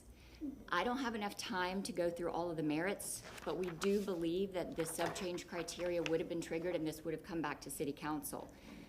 But our clients were deprived of their voices to be heard. In addition to the PD site plan, there's a couple of regulations that should have been reviewed. Obviously, we're all familiar with the sub-change criteria. There are specific criteria that talk about method of buffering, et cetera. But in the PD application, specifically for the club, there's special use criteria that were not waived. Those criteria that apply to these pickleball courts would have included lighting, the effect on the neighbors. Again, none of that happened. So what did the club's misrepresentation allow them to do? Avoid the substantial change determination process, avoid the proper notice to these neighbors, avoid any potential appeals, and avoid having this matter ever come to this council. So on behalf of our clients, we're asking you, as the body who first approved this, to use your investigative and reporting authority to figure out how this happened, and to require, or have someone require, that the yacht club submit this through a substantial change determination as required by your code today. Thank you so much for your time. Thank you, Elise. Ashley Morrow, followed by Stephen McElhaney. Oh, no, we have kids coming in. Elementary school kids. 1 million children. This is the best part. I know, I love this. Okay. Start with your name, please. Good morning. I'm Ashley Morrow, and I will be sharing Tampa's Black history. Regardless of how much we wish to disassociate ourselves from Tampa of the 1850s or to disclaim that society, it provided the foundation for modern Tampa. Only by understanding the reality of black-white relations under slavery can we hope to comprehend its legacy. That was written by R. Wade Wetherington. He created a journal of a lot of the black and slave-related articles that were in the Florida Peninsula. In 1990, he compiled this journal, so that's where that's from. And I want to talk about how the foundation and the reality of black and white relations have kind of carried forward into today. And that's him right there. All right, slave trade. This was an article that was in the Florida Peninsula, and I just thought it was interesting that they were talking about it here. But it says, A letter from Havana says the African slave trade is flourishing amazingly. A cargo of 800 banzales was landed recently at a place called Ganzia, not very far from Sierra Moreno. Two other but smaller cargoes near Cardenas, and a fourth cargo from a full-rigged ship near Bahia Honda. They're talking about this here because obviously slavery is going on here, and there are some theories that the slave trade happened directly between Tampa and Cuba. Now, when you go to museums, like I said, we're not on the map. It doesn't talk about that because they didn't write about it. So you're not going to see a lot of talk about slave trades in larger arenas coming through and from Tampa. Here's another article about slavery with cargo coming to Smyrna, directly from Africa. All right, I'm gonna bring this up later, but notice there's a school up here in this corner. That'll come into, that'll be more important later, but I can't talk about it right now. A lot of money was made by this city through slavery, whether they were selling black people or they were purchasing them and creating money off of their backs by generating wealth through plantations and just hiring them out for work. So here's an example of a black woman being hired out. So she wasn't paid for her work. The person who owned her was being paid. Runaway slaves here in Tampa. There's just some articles here. You can look back at those later. There was a jail here in Tampa. There were more articles, but these are the ones I wanted to focus on. You can look back at those later. And then here are some crimes. And I'm going to stop. I'll come back to this next week. I wanted to highlight that last month, was HBCU week, and that is something Councilwoman Gwen Henderson really loved. And I don't know what was done this year, but I know coming up, we should definitely keep pushing HBCU week here in Tampa. Thank you, Ashley. Stephen Michelini, followed by Robin Lockett. Good morning, Council. I'm speaking about item 45. And the cleaning of the culverts that are dumped into the Bayshore. I just want to stress how important the maintenance is, and that while that maintenance is occurring, and I've spoken to staff about this as well, they should be considering those backflow preventers that prevent the storm surge from going back up into those culverts, that force the flooding back up into the neighborhoods and the businesses. So it's important not just to clean, but to also repair them. And I understand a number of the culverts have been damaged or collapsed, some because of storm and some because of age. So it's extremely important that we place enough budget money for not just cleaning, but repairing of those outlets. But the focus has always been, at least recently, on establishing and constructing new facilities instead of focusing on the maintenance.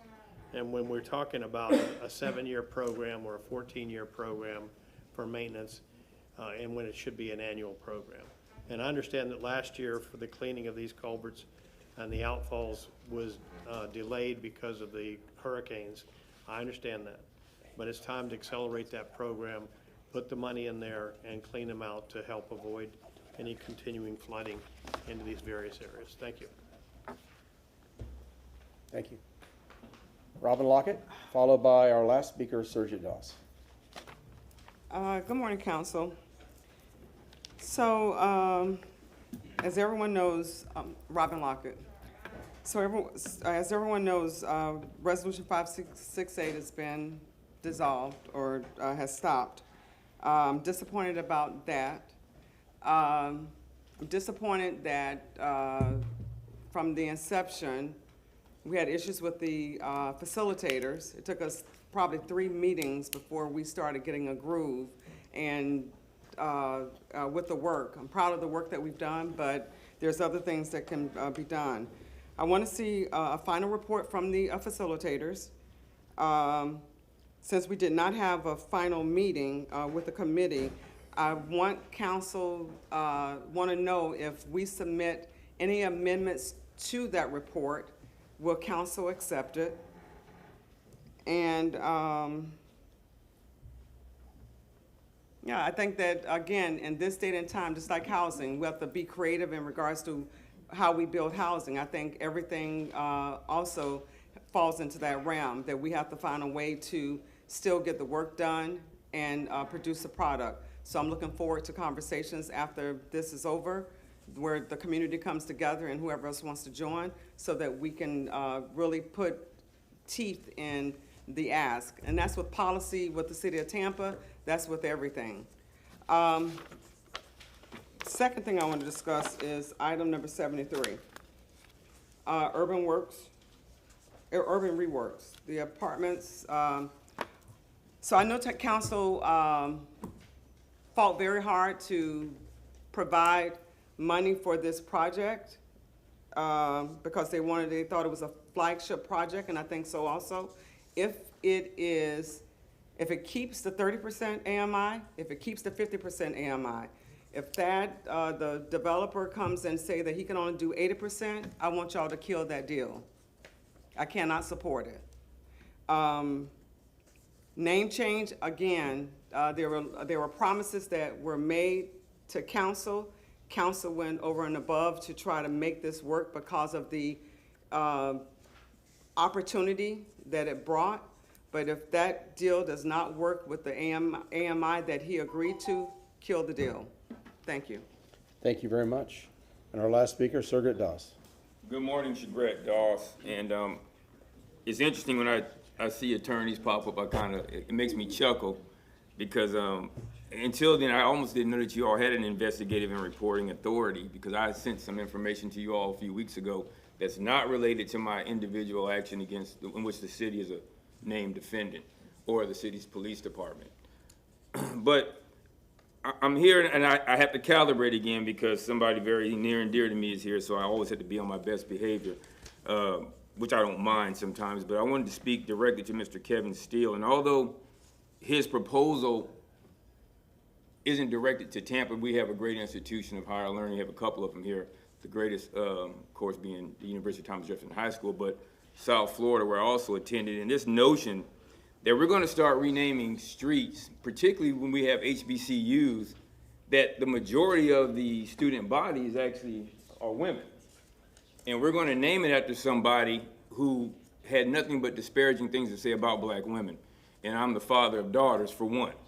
One is actually a doctor who went to Florida A&M University and is actually now a pharmacist because she's passed her boards, which is something that somebody who they want to rename the streets after probably would be in disagreement with. I'll remain calibrated and not say about him what I was planning on saying because of a present party. But beyond that, it's amazing that they say the wheat grows with the tares. And when I think about certain people who are non-melanated, and I'm talking about you white people, of course, there's sections of you all who have the authority and ability to call out behavior that we know should be otherwise unacceptable. I would say the same thing to people who are melanated who should call out behavior in our community that should be rendered unacceptable. So I want to make sure that the brush is painted evenly. I want to say thank you to whoever the gentleman was who had the audacity to say to Governor Ron DeSantis in the middle of his accepting $600 million for this prison down there when he speaks nothing at all about some of the injustices that are done to veterans. And I don't know how much money he has or has not taken. I know there's $10 million that we haven't discussed yet that seems to have disappeared into his wife's pocket. That being said, because my aunt's here and I have to behave, I'll close by, as always, shouting out the greatest institution of higher learning in the city, the University of Thomas Jefferson High School, the home of the most known doctor, the fight Dr. Freddie Pacheco, and many others. Y'all take care. Can we ask if your aunt can come every week? You all take care. God bless. I'm sorry, did you fill out a speaker card? Of course. No, not, I'm sorry. Yeah, I don't think I signed up correctly is the issue. I signed up outside of the metal detector, but I think I signed the wrong form. Is it okay if I Go speak ahead. quickly? Start with your name, and you'll have 3 minutes. All right, thank you very much. My name is Jeff Gadera. I'm a resident of Tampa in the new suburb, beautiful neighborhood. I grew up in Tampa, and I'm a very proud Tampa resident now. I left the day after high school, said I was never coming back. And 21 years later, a job pulled me back with Strategic Property Partners or Water Street Tampa. And in that job, I had a really an important role of helping create the infrastructure that would then help improve the city of Tampa. And I'm here to speak on behalf of the Wheel Over Water project. When I got here in 2016, I found myself embarrassed that folks coming off of cruise ships were wandering around looking for something to do. Our restaurant services were not great. There was not a lot of entertainment. Since then, the investment has been outstanding. The support from the city, the county, the state has been outstanding. But we've also had a lot of private investment that has helped out. And the Wheel Over Water is another opportunity for us to accept private investment without tax dollars, to create an icon, to create something to do, to give people a reason to come back, to share a photo that says Tampa is worth visiting. That's it. Thank you. Thank you very much. That concludes public comment, and now I have a privilege. Downstairs on the second floor, we have a group of aviators from Kenneth E. Adom K-8 Magnet School third grade classes. Hi, everybody. I know you're listening down there. And they're represented by their, I believe we have the principal, Scott Weaver, in the room, and assistant principal, Catherine Sokol and Joseph Costanzo. Who's here? I'm actually Melissa Ryan. I'm a third grade teacher. Very good. Hi, Melissa. I'm representing all of the third grade teachers who are also here with their students anxiously. Can you guys hear us down there? Scream so we can hear you. Okay. Those Adom aviators know how to deliver. I want to thank you. This is a great experience for our students. Part of our curriculum is learning about how local government works. Government is such an intangible, abstract concept for children, and this really allows them to see how the city networks interact to help provide great services for their families. So we're so excited to be here, and thank you for allowing us to visit the different services that the city of Tampa provides. Thank you. Our educator up here on the dais, Councilwoman Hurtak. First, bless you. I'm a former third grade teacher, so like first through fourth. But it's a special gift, and I just want to say thank you so much for what you do. And I'm so glad that you all are here today to learn about what the city does. If I have a minute, if you're down there for a little while, I may try to pop by and say hi. Oh, we'd love that. Thank you. Yeah. Well, congratulations, and again, thank you all for being here. We really love seeing young people here. Hey, aviators, I don't think I heard you last time. I think you need to be a little bit louder this time. Why, Ryle? Aviators, give me a scream. I didn't hear you last time. Okay, that was much better, much better. Thank you so much. Thank you. Yeah, I was going to say, you're riling them up. There you go. Well, that's what you do. That's what I do to my grandchild. Give her candy and then give them back to the parents. You know, it's not perfect. Okay, very good. I love that. Mr. Chair, do you mind? Councilman Vieira. May I have a point of whatever you want to call it? I will defer. Go ahead. Yes, sir. I wanted to speak on the racial reconciliation. Is that okay, sir? You want to do that On the now? vote? Yes. Yes. I was going to do it in the new business, but we can do that now if you'd like. Yes, sir. Not in terms of motions or Right. anything. I wouldn't do that now. Just my thoughts, because we had a lot of people come and speak from the heart on this, and I've spoken to most of them privately and everything like that. I think it's important that in today's vote, it's not the end of something. It's not the period at the end of the sentence. It's something procedurally and legally that we have to do. It does a couple of things, which number one, it allows the members of that board to be able to speak to one another on what the next step is without violating sunshine. That's a very, very important thing. We're going to be voting on something. I had somebody tell me, vote no on it, or I'm not going to do that. You know why? Because I'm not going to play the holier than thou card with my colleagues and then put them in a bad position, make everybody look bad because I want to do something on principle. People know my heart. People know everybody's heart on this issue. And I think it's something that unfortunately our hands are tied on. And we have, opinions from our city legal, from Mr. Shelby as well, our city council attorney on that we stand behind with sorrow and with a lot of regret. And everything like that. I maintain, it's not something I maintain as if it should be a contested point. I state with reasonableness that this committee was not radical. It is nothing that the federal government should give a damn about. If anything, it's something the federal government should be encouraging and supporting. All it did was say, hey, look, let's take a look at our history of racism. Let's take a look at our history of oppression. 90 years from the start of the country of slavery. 60 years after that, 70 years after that of Jim Crow, before 10 years of Reconstruction. Talking about that, talking about our effect on us today. And ongoing injustice and discrimination and racism is not radical. It's the American thing to do. It's the decent thing to do. You talk about our history and things that people have no idea about, things that literally happened downtown, racial lynchings that happened downtown just 80, 90 years ago that nobody knows anything about. Ask your average person what General Sherman Field Order 15 was. They won't know what the heck that is. Most people don't know what that is. People need to know their history. We live in very, very shameful times when up is down and down is up, and there's a lot of disappointment out there with me, with the way things are. I have never seen from the federal level, because we're doing this because of a federal mandate, such efforts to pour gasoline on fire, to stroke division with punitive effects on local efforts, to talk about building bridges, to talk about repairing a breach, like the book of Isaiah says, that to me is the American thing to do. We can continue with efforts that build on social justice. Some people in public comment have talked about that. I fully, strongly support that, including other boards and committees that talk about inclusion, that talk about poverty in our city, right? That talk about things like that. We can do that, and we should, and I believe that we will do that. But again, I wanted to express my values and, frankly, my sorrow and my anger and my frustration, because I read the Tampa Bay Times every morning, and it's not easy because of what's happening nationally in our country, and this is a microcosm of that. So, Mr. Chairman, thank you for that. I just wanted to share my heart on that. Thank you. Thank you, Councilman Vieira. Well said, and I think you probably spoke on behalf of all of us. Councilman Carlson. Yeah, I just want to say the same thing.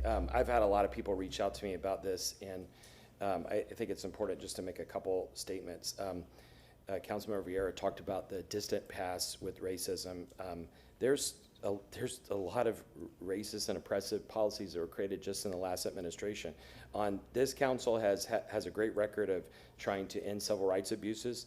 The prior council that I was also on ended 2 or 3 policies that were investigated by the national U.S. Justice Department that were considered racist and oppressive. And it's important that everybody in our community feels like they have a chance to participate, and that we as a city not discriminate or support discrimination, like has even happened in the last 10 years. And so I would stand on the record of this city council. If there are ideas that we can push forward, if they're legally possible, we will. Unfortunately, we're a sub of the state, and then we're subject to whatever the federal government says. And you all have seen that the federal government has sent, I think, 400 pages or so of kind of threats of what we can and can't do. Other cities have tried to push back, and the federal government has stepped in and shut them down. Today, if we don't do anything, if we don't vote on this, or if we vote present, here's what happens. Number one, the committee will be in limbo because the city cannot move forward in providing any resource to continue to help the committee. And in the absence of that, the committee can't meet because it's subject to sunshine. The committee members can't even talk to each other. By the way, I've spoken about half the committee members about this already, about what could happen in the future. The other alternative is that the city supports it and the city provides staffing, then the federal government will come in and shut it down, and then we won't be able to do anything going forward. So the better option is what we're in effect doing today, as my colleague said, is we're releasing the committee from sunshine. By not making it a city committee, we're releasing it from sunshine. The committee as it is, with the chair who I promoted, nominated, and the others that we nominated, the committee can continue to meet on their own. They can't even talk to each other right now unless we do this. So this afternoon, they can call each other because they'll be lifted from sunshine, and they'll be able to continue to meet on their own. We individually, I don't think we can go together, we individually could consult with them or meet with them. And then if we have an official committee come back with recommendations, the federal government will try to shut us down on that. If the committee, not as a city committee, wants to come back and give us recommendations, they're perfectly entitled to do that, just like any other community organization. I would rather do this today and enable the committee to go forward rather than either leaving it in limbo or trying to challenge the federal government and ending up with a big fight that's going to lead to nothing. Instead, we can enable the community to go forward, starting right away, and they can self-organize. We individually can support it and hopefully get their recommendations. The federal government may stop us on some of the recommendations, but at least we'll have the recommendations, and things always change. Government goes in cycles, and we can look at those. The ones we can implement, we will, and then the ones we can't, we can hold and implement later. Thank you. Thank you, Councilman Carlson. Okay, that concludes that. We're going to move on to board appointments. I'd like to hear a motion for number 3, which is resolution approving the reappointment of the mayor of Valerie S. Chuchman to the Human Rights Board of the City of Tampa. We have a motion from Councilman Vieira, a second from Councilman Miranda, Councilwoman Hurtak. Thank you. I just want to let council know that I have a meeting next week to make sure that, to find a way to make sure that, since these are reappointments, that their original applications are available so that we can. I believe they actually did put those up yesterday. They did because I asked, Okay, but good. we're looking for a way to make sure it's Always. continuous, and a couple of other things. So I will report back to you all with that, but I will be meeting next week to make sure that we get these in the future. Thank you. And just for out of courtesy, is Valerie or Jamie Jenkins in the room? I was given an opportunity to speak if they are. Okay, no. Okay, so we have a motion and we have a second. All those in favor say aye. Aye. Opposed? Ayes have it unanimously. I'd like to hear a motion for file number BA 2517-439, a resolution approving the reappointment of by the mayor of Jamie Jenkins to the Human Rights Board. We have a motion from Councilman Maniscalco, a second from Councilman Vieira. All those in favor say aye. Aye. Opposed? Ayes have it. Thank you very much. We'll move on to the consent agenda. Public safety, Councilman Vieira, move item 5 through 7, please. Oh, Councilman Hurtak. I'd like a separate vote for number 5. Number 5, okay. If I may, I move items 6 through 7. Second. Okay, we have a motion from Councilman Vieira moving items 6 and 7, a second from Councilman Maniscalco. All those in favor say aye. Aye. Aye. Opposed? Ayes have it. Okay, Councilman Vieira, would you move item 5, please? Yes, sir. I move item 5. We have a motion from Councilman Vieira, a second from Councilman Maniscalco. Can we have a roll call vote, please? Carlson? Yes. Miranda? Yes. Maniscalco? Yes. Hurtak? No. Vieira? Yes. Clendenin? Yes. Motion carried with Hurtak voting no. Thank you very much. And just for that vote, I had a very good briefing with the police chief yesterday and expressed my concerns, and so he was able to explain enough about item number 5 to me to be able to get for that 3-year extension of the contract. Thank you. Okay, for Neighborhood and Community Affairs Committee, items 8 through 14, Councilwoman Hurtak, please. I move items 8 through 14. Second. We have a motion from Councilwoman Hurtak, second from Councilman Maniscalco. All those in favor say aye. Aye. Opposed? Ayes have it unanimously. Thank you. For Infrastructure Committee, items 15 through 22. Mr. Chair, I need to Councilman Clausen. recuse myself for item number 22. I'll be putting in a form later, but my company does business with a related organization, and so I think it's the best interest for me to recuse myself. Okay, Councilwoman Hurtak.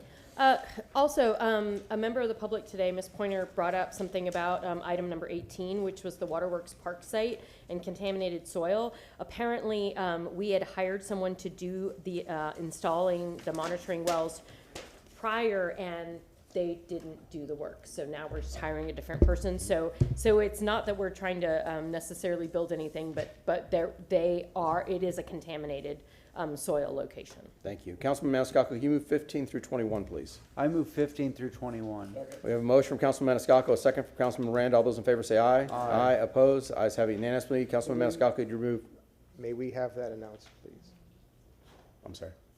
I said unanimously.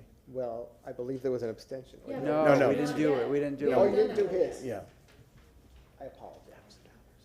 I'd like to move item number 22 on a separate vote. Thank you. We have a motion from Councilman Maniscalco, a second from? Vieira. Councilman Vieira.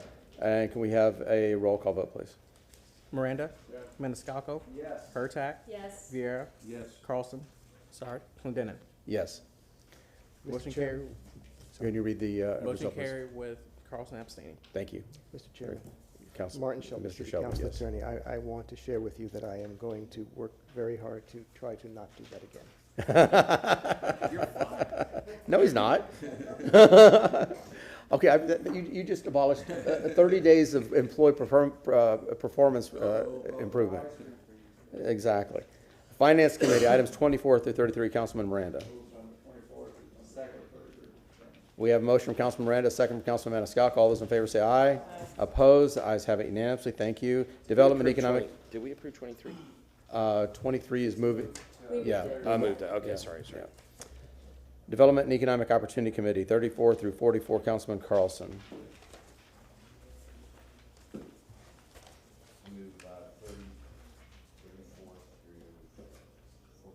I know, it's like a twister, isn't it? Okay, motion for Councilman Carlson, second from Councilman Maniscalco. All those in favor say aye. Aye. Opposed, ayes have it. Mobility and Asset Management Committee, items 45 through 47, Councilwoman Hurtak. Yes, I move items 45 through 47. We have a motion from Councilwoman Hurtak, a second from Councilman Miranda. All those in favor say aye. Opposed, ayes have it. And we have a motion from Councilman Maniscalco, a second to set the public hearings, a second from Councilman Miranda. All those in favor say aye. Opposed, ayes have it. And okay, we have a motion to open the 10:30 and 10 and 10:30 public hearings from Councilman Maniscalco, second from Councilman Miranda. All those in favor say aye. Opposed, ayes have it unanimously. And I believe I skipped the announcement for the public if they would like to hear any reconsideration of legislative matters. Hearing none, okay, that's closed, good. I'd Councilwoman like Hurtak. to move items 63 and 64, since we did not ask for any staff to be here. Okay, we have a motion to move 63 and 64 from Councilwoman Hurtak, a second from Councilman Maniscalco. All those in favor say aye. Aye. Opposed, the ayes have it unanimously. Thank you. It's done. I saw the Planning Commission is here. We set it at 11:45. Is there any, without objection, can we hear from them now? We also have a room full of people waiting Yeah. You want second reads first? Okay. Okay. I was trying to be kind to our Planning Commission because they get beat up quite hard. Yes. I didn't say that. Maybe they didn't hear that either. Okay, so we are at 50. Change pages. Okay, number 50, file number VAC 2518. And if I may, Mr. Chairman, for many of these, I was absent at vote, and obviously I've reviewed the documents and so forth and ready to vote, just Okay. whatever that's. And I'm assuming that is the same for Councilman Vera, I'm sorry, Councilman Maniscalco and Councilwoman Hurtak. Okay, is there staff for item 50? There we go. Ross Salmons, presenting file number VAC 25-18 for second reading and adoption. I'm available if you have any questions. Staff, any questions from staff? Is there anybody in the public who wishes to speak to this item?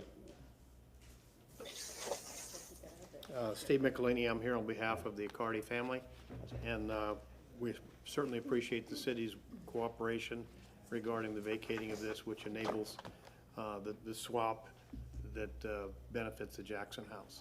I'd be happy to answer any questions. And just for clarification, you're the petitioner, not public comment. Thank you. Any No, the questions city for is the petitioner Okay. Okay. in very this good. particular this was the city. case. Yes, I had it right. I had it right. Thank you. Thank you. Very good. Anybody else? Motion to close? Oh, wait, hold on. You gotta be quicker than that, Mr. Robinson. I used to be. I'm just here to support item 50, so it gets Start this with your name, Jackson please. House moving. It gets the Cardi family. Start with your name, please. Joseph Robinson, Joseph W.J. Robinson Jr. Joseph William Jordan Dash Robinson Jr. Take your pick, Joe Robinson. I'm here to support this because this gets the Jackson House thing moving, gets the Cardi family filling it, and it gets FDOT to start moving to do this swap to get this thing moving here so we can get the Jackson House and get that area moving forward because there's a lot going to be happening down by that train station. So I'm just here to support that so we can get this thing over with. Thank you for your time. Thank you. Dr. Collins, you wish to speak as well? See how she moved, Joe? She ran up here. Dr. Carolyn Collins, Chair, Jackson House Board of Directors, to the council, thank you. And we are in support of 50 in order to do exactly what you just said, move the Jackson House forward with the vacation of the alley being equally split between all concerns as per the law. Thank you. Thank you. Okay, we got a motion to close, please? We have a motion from Councilman Maniscalco, second from Councilman Miranda. All those in favor say aye. Aye. Opposed? The ayes have it. Okay, Councilman Carlson. Yeah, I'm very excited to read this. So it's a end of a long chapter on this, and hopefully the beginning of the revitalization of the Jackson House. Move item number 50, file number VAC 25-18, ordinance being presented for second reading adoption, ordinance of the City of Tampa, Florida, vacating, closing, discontinuing, abandoning that alleyway located north of Twiggs Street, south of Zach Street, east of Jefferson Street, and west of Nebraska Avenue within the plat of Binkley's addition to Fort Brooke, a subdivision in the city of Tampa, Hillsborough County, Florida, as more particularly described in section 2 hereof, subject to certain covenants, conditions, and restrictions as more particularly set forth herein, providing for enforcement and penalties for violations, providing for definitions, interpretations, and repealing conflicts, providing for severability, providing effective date. Thank you. We have a motion from Councilman Carlson, a second from Councilman Vieira. Please record your vote.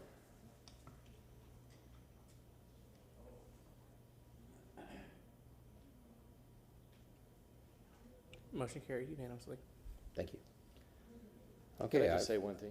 Councilman Carlson, go ahead. Dr. Collins mentioned in public comment about the Jackson House asking to make sure that they get their property book behind. As I recalled in the last hearing, the city staff said that they needed to do that. But if any city staff are watching, can you please reach out to Dr. Collins if she does need to do anything so they don't miss that opportunity? Thank you.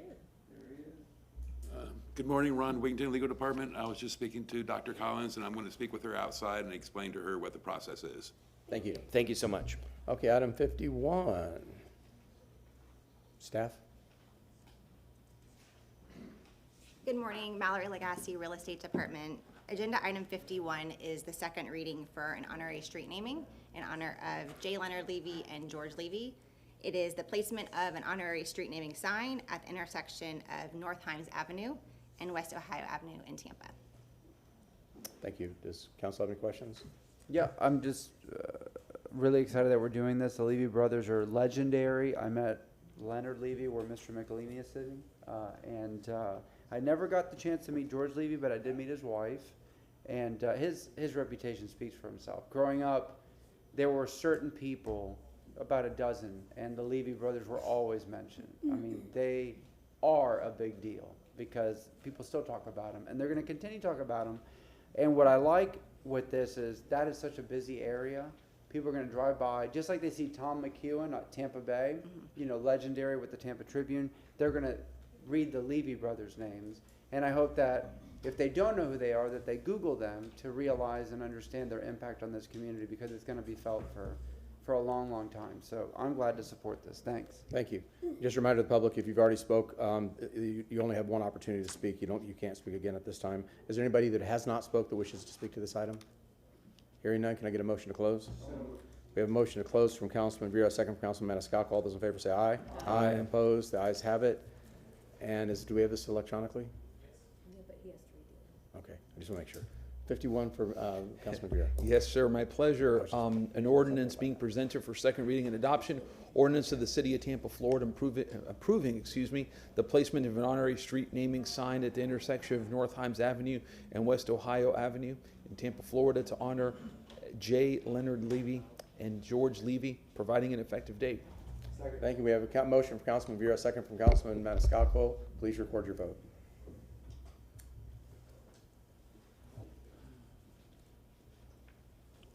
Motion carried unanimously.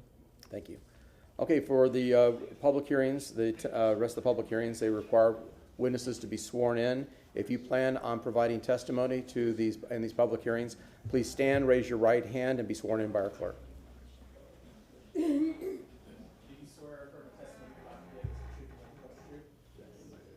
Thank you. Item number 52. Good morning, Council. For the record, Christopher DeMonch with Development Coordination. Item number 52 is REZ 2510.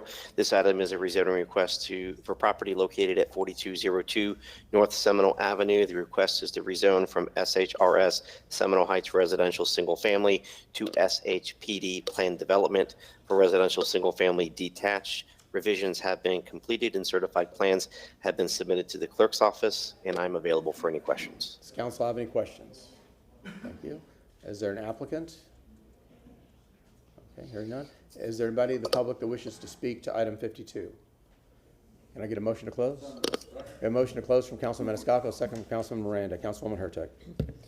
We need to vote on that. Oh, All those in favor of closing, say aye. Aye. Opposed? Ayes have it unanimously. Thank you, Councilwoman Hurtak. Okay, REZ 25-10, ordinance being presented for second reading and adoption, an ordinance rezoning property in the general vicinity of 4202 North Seminole Avenue in the city of Tampa, Florida, and more particularly described in Section 1 from zoning district classifications SHRS, Seminole Heights Residential Single Family, to SHPD, Seminole Heights Plan Development Residential Single Family Detached, providing an effective date.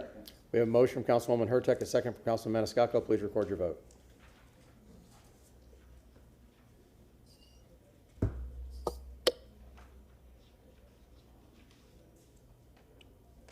Motion carried with Carlson being absent at vote. Thank you. Item number 53, staff. Again, for the record, Christopher DeMonch, Development Coordination. Item number 53 is REZ 2557. This item is a rezoning request for property located at 5101 North 34th Street and 3404 East Wilder Avenue. The request is to rezone from residential single-family RS50 to commercial neighborhood CN. This is a Euclidean rezoning, so there's no site plan associated with the request. This is again before you for second reading. I'm available for questions. I have a question. All that stuff behind you, is that just to make it look like you're a really busy man? Very good. Does council have any questions? Hearing none. Is there an applicant? Seeing none. Is there anybody in the public that wishes to speak to this item? Hearing none. We have motion to close from Councilman Miranda, second from Councilman Maniscalco. All those in favor say aye. Aye. Opposed? The ayes have it unanimously. Thank you. Councilman Maniscalco. Thank you. I have an ordinance being presented for second reading and adoption. Ordinance rezoning property in the general vicinity of 5101 North 34th Street and 3404 East Wilder Avenue in the city of Tampa, Florida, more particularly described in Section 1 from zoning district classification RS50 residential single family to CN commercial neighborhood, providing an effective date. We have a motion from Councilman Maniscalco, second from Councilman Miranda. Please record your vote. Motion carried unanimously. Thank you. Item 54. Again, for the record, Christopher DeMonch, Development Coordination. Item number 54 is REZ 2559. This item is a rezoning request for property located at 6600, 6602, 6604, 6606, 6610, 6612, 6614, 6616, and 6618 South Sterling Avenue, and 6713, 6715, and 6717 South Himes Avenue. The request is to rezone from planned development to planned development for residential single-family detached uses. Revisions have been completed and certified plans have been submitted to the clerk's office. This is before you for second reading today, and I'm available for any questions. Does council have any questions? Applicant? Good morning. Cami Corbett with the law firm of Hill, Ward, and Henderson. I'm here to answer any questions should you have any. Council have any questions? Hearing none. Is there anybody in the public that wishes to speak to item 54? Ms. Pointer? Good morning, Stephanie Pointer. You might remember this. I showed it to you a couple weeks ago. Why these guys had to do an entirely new rezoning was a waste of their funds and waste of city staff's time and energy when they could have approved it with a snow job and SNO and administrative sign off, but they made them do a whole new rezoning to go back to what the city standards are every single day of the week. Shame, shame, shame. Shame. I support this project. I supported it when it came forward earlier for the initial rezoning, and these guys do a really good job of supporting SOG. I don't love any new development, but they've come in under what they could have been building, and I wanted to remind you that you have had your time wasted today. It should have been an administrative sign-off because they could do it for a 60-foot live local setback. So thank you. Have a good day. We're going to mark this on the calendar the day that Stephanie Pointer wanted to get administrative sign-offs and not things before council. Okay, is there anybody else in the public that wishes to speak this item? Can I hear a motion to close? A motion to close from Councilman Miranda, second from Councilman Maniscalco. All those in favor say aye. Aye. Opposed? Ayes have it. Councilman Miranda. Thank you, Chairman. File number REZ 25-59. Ordinance being presented for second reading and adoption. On ordinance rezoning property general vicinity 6,600, 6,000, 6602, 6604, 6606, 6610, 6612, 6614, 6616, 6618 South Sterling Avenue, and 6713, 6715, 6717, South Himes Avenue in the city of Tampa, Florida, more particularly described in section 1 from zoning district classification, PD plan development, to PD plan development, residential, single-family detached. Thank you. We have a motion from Councilman, providing an effective date. Providing an effective date. We have a motion from Councilman Miranda, second from Councilman Maniscalco.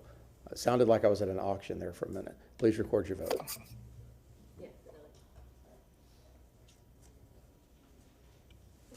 Motion carried unanimously. Thank you. Item 55. Again, for the record, Christopher Demosh, Development Coordination. Item number 55 is REZ 2570. This item is a rezoning request for the property located at 703 East Floribraska Avenue. The request is a rezone from residential multifamily RM24 to commercial neighborhood CN. This is a Euclidean rezoning, so there's no site plan associated with the request. This is also before you today for second reading, and I'm available for any questions. Any questions? I see the applicant. Eileen Rosario, just here to say thank you to the council for approving it on this Euclidean. Thank you. Does council have any questions for the applicant? Is there anybody in the public that wishes to speak to this item? Can I have a motion to close, please? Motion to close from Councilman Maniscalco, second from Councilman Miranda. All those in favor say aye. Aye. Aye. Opposed? The ayes have it. Councilman Carlson, would you like to read item 55? Yes, and I just have to say, I still get flashbacks when I hear her voice from the COVID days, when those of you who were here, because she was with the city. We don't talk about COVID. I'd like to move item number 55, file number REZ 25-70, ordinance being presented for second reading adoption. Ordinance rezoning property in the general vicinity of 703 East Floribraska Avenue in the city of Tampa, Florida, more particularly described in section 1 from zoning district classification RM24 residential multifamily CN commercial neighborhood, providing effective date. Second. We have a motion from Councilman Carlson, second from Councilman Miranda. Please record your vote. Motion carried unanimously. Thank you. Okay, we're zipping along here. Item 56. Again, for the record, Christopher Demosh, Development Coordination. Item number 56 is REZ 2574. This item is a rezoning request for the property located at 1318 West Arch Street. The request is to rezone from residential single-family 50 RS50 to planned development for residential single-family semi-detached uses.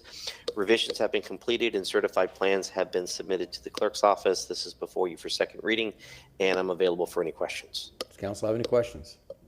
Hearing none. Is there an applicant? Okay. Can anybody in the public wishes to speak to item 56? Can I get a motion to close? So move. A motion to close from Councilman Miranda, second from Councilman Vieira. All those in favor say aye. Aye. Opposed? The ayes have it. Councilman Vieira, and then you'll have a resolution bonus provision as well. Sure. Move an ordinance rezoning proper general vicinity of 1318 West Arch Avenue, or strike that street, City of Tampa, Florida, more particularly described in section 1 from zoning district classification RS 50 residential single family to PD plan development residential single family semi-detached, providing an effective date. Thank you. We have a motion from Councilman Vieira, second from? Second from Councilman Miranda. All those in favor say, I'm sorry. Please record your vote. Thinking 3 steps ahead. Do we get it? Who are we missing? This says select again. Can you record it again, just make sure we get it all? Okay, Motion carried unanimously. very good, thank you so much. And can you move the resolution? Yes, sir. Move the resolution if I may. We have a motion from Councilman Vieira, second from Councilman Maniscalco. All those in favor say aye. Aye. Aye. Opposed? The ayes have it unanimously. Thank you so much. Item 57. Staff? For the record, Christopher Demosh, Development Coordination. Item number 57 is REZ 2578. This item is a rezoning request for property located at 801 East 26th Avenue. The request is to rezone from planned development to commercial general. This is a Euclidean rezoning, so there's no site plan associated with the request. This is before you for second reading, and I'm available for any questions. Thank you. Council, have any questions? No? Applicant? Good morning. Good morning. My name is Mark Bentley, 400 North Ashley Drive, representing the applicant. I'm here to answer any questions. Any questions? Hearing none. Is there anybody in the public that wishes to speak to item 57? Move to close.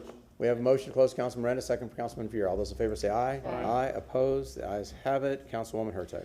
Thank you. File number REZ 25-78, ordinance being presented for second reading and adoption, an ordinance rezoning property in the general vicinity of 801 East 26th Avenue in the city of Tampa, Florida, and more particularly described in Section 1 from zoning district classification PD plan development to CG commercial general, providing an effective date.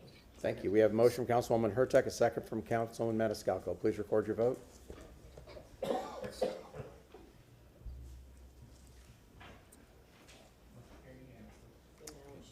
Wait, Mr. Chairman. Mark. Council. Mark. I'm wearing my John Lennon pin for his birthday today. I know you're a huge Beatles fan, so. And why? It is his birthday, right? John Lennon's Today is birthday. his birthday. Yeah, very good. Okay, so Council, do you want to do the Planning Commission now or the wheel? Planning Commission, as we promised before. Well, since you're going to leave, would you rather hear for the wheel presentation, or do you want to do the Planning Commission? The Planning Commission is going to be fast. Is it? Are you going to be fast? Let's go. So I just met with them earlier this week. Might have been yesterday, might have been Tuesday. Who knows? The days all run together. But so they're just here with an update, and I believe they have some maps for us. Maps. Yes. This is item 65 for those of you that are following along at home. Yes. Good morning, Good morning. Council. Melissa Zornita, Executive Director of the Hillsborough County County Planning Commission. Thank you for the opportunity to provide you an update on the work we're doing in response to the continuation of the future land use section update from your hearing August 28th. We've been doing some work responsive to the numerous motions that were made by City Council. Many of those motions were very straightforward. You asked us to remove a policy or bring certain policies back into the comprehensive plan. One example of some of those actions that we're taking forward is the update of the rather controversial There's a wheel up at top. On the very, very top. Very top. Thank you. That's why we have a team here. Thank you for helping me. Okay, the transit-ready corridors map, we've zoomed in here on the area from Kennedy Boulevard North, because now, based on council's action, there are not any transit-ready corridors south of Kennedy Boulevard. You can see in the light purple the areas that were originally in our proposal that came to you all on August 28th, considered for transit-ready corridors, and the magenta areas are the areas that, based on Councilman Clendenin's motion that passed, that are being retained as transit-ready corridors. So this is just one example of some of the different actions based on the motions that we are taking and moving forward. Some of the other motions, you asked us to revisit different policies. We're working through the analysis of those policies and how best to address them. The other topic that we're working through addressing is the issue of Senate Bill 180. We know you had a workshop on that with City Legal a couple of weeks ago. We've been learning from various jurisdictions around the state that have been dealing with this same issue, sending their work forward to the Department of Commerce and having it met with reactions from their review. The interesting take on this from comprehensive plan amendments is that when an amendment is sent up to the Department of Commerce, they will reject an amendment at the transmittal stage if they find one part of the amendment to be more restrictive or burdensome. So that is a bit of a difference from some of the land development code aspects, is that they are not looking at this surgically, they're looking at the amendment as a whole. So if one part of our 45-page update of the future land use section the department finds as more restrictive or burdensome, they will reject the entire thing as null and void, and we will have to start the plan amendment process over in its entirety. So that's causing us to go essentially line by line through what we had proposed and re-review everything. So that's taking us some time. So in terms of a timeline, which was part of your motion for us to bring back, we're going to be spending the better part of the rest of this year working on this review and looking at the draft and making sure we have language that is legally defensible to bring back to you all. We anticipate having a new draft to present to the public in mid-January to give everybody a month to review that in advance of that scheduled transmittal hearing on February 17th. We do plan to have some outreach meetings in late January to explain that draft to the public. Those would be an in-person and a virtual meeting to be able to answer questions and explain everything. That's all I had. Happy to answer any questions. Councilwoman Hurtak. Thank you. So this also,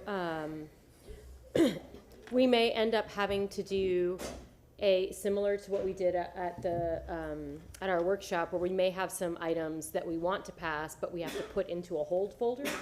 So from my understanding, you will be bringing back the draft that will pass, and then what we're going to have to put in a hold folder. Correct? Yes, there may be some things that as part of this draft we have to, I mean, certainly one aspect that is evolving is what happens in this legislative session. There are a number of legal challenges to Senate Bill 180 that are also ongoing. So the situation as it relates to that is kind of evolving daily.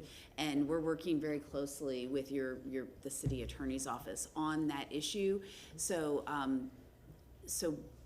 we'll bring back to you in February what we think can move forward at that time. But yes, I would anticipate that there are some changes that may not be able to move forward at that time that we would have set aside to move forward as soon as they are able to. So what I would recommend when you come to us is have two different documents, things that we want to pass, but we aren't going to be able to right now, just so the public understands that those things are still on the table. Oh, yeah. But the reason I asked them to bring this transit ready corridor bonus map back is, I don't know about you, but I've heard from neighborhoods, specifically on the east side, that said, hey, we actually want that added back. So what I'm doing, because we're not allowed to make the motion now, is I am offering to work with Planning Commission staff and city staff to reach out to those neighborhoods and try to do some meetings to try to figure out where else because people have spoken, my office has gotten some feedback already, so I'm happy to spearhead that because we can't really do it as a team. I'm happy to do that. I'm also, if we do some public meetings, I'm happy to share that information with you all so that you all could attend as just folks to hear. It wouldn't be me necessarily speaking. So I just wanted to throw that out there because I have heard from several neighborhoods, again, especially in East Tampa. Tampa Heights has talked about areas that they want to be added back on. So I just wanted to bring that up just briefly to see how council felt about that. Well, I just wanted to reiterate, and I've already had a conversation with the Planning Commission about this, that, trying to move that along that evening, we threw out these streets, but there are definitely multiple omissions. I mean, off the top of my head, obviously segments of MLK, 22nd Street, Boy Scout, Columbus, Cypress, 15th Street. So there's, and I think everyone has to be kind of evaluated because Columbus is not homogeneous. There's segments of Columbus that maybe not. But I think they all probably look at it, and I would appreciate the fact that you would volunteer to look into that. But don't forget, again, Boy Scout and Cypress, obviously. Well, again, yeah, So, again, if folks want to, if they have had neighborhoods that have come to them and said yes, I'm just saying, send it to my office, send it to Kelly. If you've gotten that feedback from your neighborhoods or from people, so that we can try to reach out. Yeah, very good. Councilman Maniscalco, I saw first, then Councilman Carlson, and then Councilman Miranda. Yeah, real quick, I was going to ask which neighborhoods. You said the east side, but you mentioned several, and I know from the neighborhoods that don't want it, and I think we've all heard that. We know the sections, so yeah, if anything, we'll send information to your office, and then if those community meetings take place, you know, so we can attend. Absolutely. Even if we're just there to listen and stand back, but at least we know. So thank you for all your work. I know this is a very complicated process, but you've been very diligent in it. Thank you. Councilman Carlson, and then Councilman Rand after Carlson. Yeah, I think that all is a good idea. I think the Planning Commission should run the public outreach in District 5. Soon we'll have another representative in District 5, and maybe they can provide some input as well, or I'm sure they will provide input. But Councilmember Henderson had given you some initial recommendations, but then she passed away. And so that is because we didn't have a leader in District 5, that's a good reason for the Planning Commission to go back in. I think we only had 1 or 2 meetings, and whereas in South Tampa we had a lot because we pushed for it. I would ask that you send this to all the neighborhood leaders at the very least so they can see what's happening, and then we can hear feedback from them and give it back. Also, on this map you showed, I would recommend that you have a version of it that shows South Tampa with nothing on it. Okay. Because Yeah, that will we help. have that. We just zoomed That will in. help at least when you send Yes. it to South Tampa. Yeah. And then Senate Bill 180, I just want to mention that we knew from the beginning of this process, and we told the public that we can't take away existing entitlements. So the purpose of this whole process is to give additional entitlements. And there's some areas that don't want people to get additional entitlements, but the purpose of this is not to take away entitlements. We can't do that. Once entitlements are given, the city or government can't take them away without compensation. So the idea of this is to provide in some areas additional entitlements, but if those additional entitlements inadvertently cause a disadvantage to somebody who thinks they have an existing entitlement, then that could cause a problem with Senate Bill 180. But I just want to say that the intention of this is to provide additional entitlements, not less. Thank you. Thank you, Councilman Carlson. Councilman Miranda, then Councilwoman Hurtak. I've got it. You're good? Thank Okay. you. Councilwoman Hurtak, you want to speak in? Yes, and I wanted to say that the only reason I'm offering to do it is because the Planning Commission is currently doing comprehensive plans for other cities. So they're having to do, there's not enough of them. So and they said they would be willing to come to meetings if we have meetings, but being able to send this to neighborhoods and things, I'm happy to CC them on, but take the initiative to do. Could I just add? Councilman Carlson. Yeah, the thing about that is, and the only reason I would ask the Planning Commission to get involved is to the extent that you have lists of people or capability to ask the public to participate, because sometimes the leadership of a neighborhood has a different opinion than the members of the public might, and just so we try to use every tool we can to communicate with members of the public to get them out. Thank you. Okay, anything else? From the Planning Commission, you have anything else for us? I do not. Okay, hearing nothing else, thank you so much, appreciate it. Just for planning purposes, we had a motion from Councilman Vera to hear about the new Tampa Recreation Center after lunch at 1:30, so that would require us to be back at 1:30. So I think we're going to end up breaking for lunch after this next item. So the last item, so for staff, if you're here for anything other than item 58, we will not be hearing that until after lunch. So FYI. So item number 58. Good morning, Council. Morris Massey, Legal Department. This is the first of 2 required public hearings on a proposed Chapter 163 development agreement between the City of Tampa and Tampa Bay Wheel LLC. A copy of the proposed development agreement is on file with the City Clerk.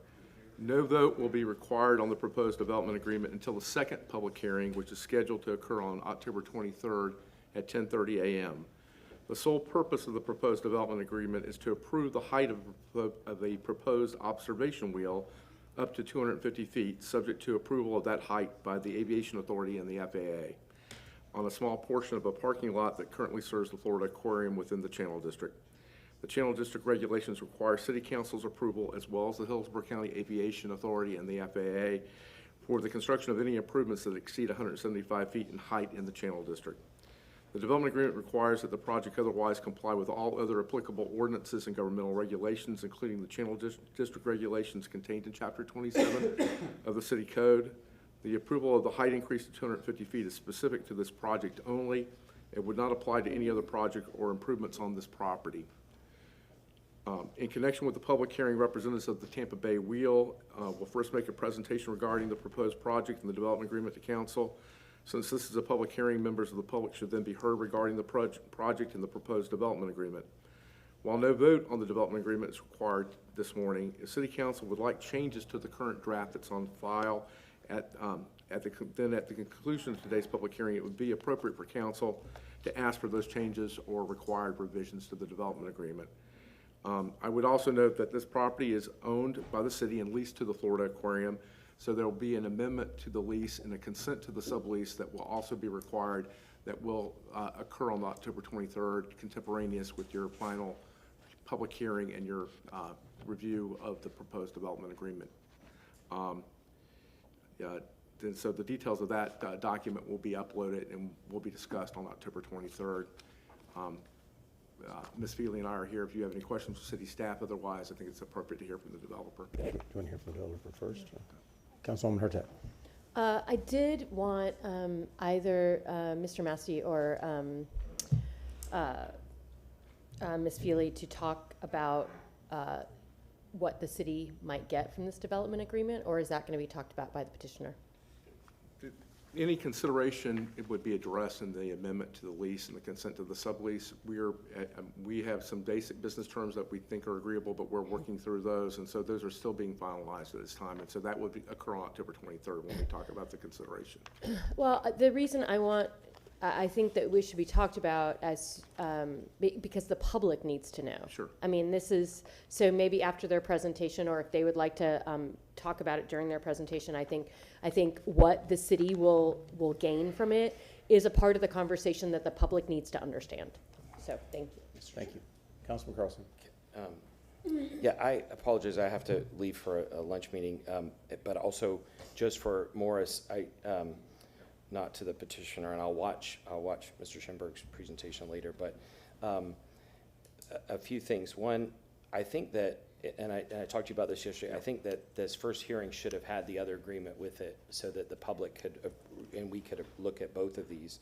The second thing is that, we have, especially post-hurricane, we have homeowners who are desperately trying to rebuild their houses. We have developers who are trying to spend billions of dollars in our community, and none of them are getting fast-tracked in the process. And in this case, we did a walk-on, and now we're doing a fast-track, and it seems to me that it's unfair to everyone else. And the last thing, and this is a contractual thing that I mentioned to you yesterday, I want to make sure that we not only state that this height is only for this wheel, but the converse of that it's not for anything else.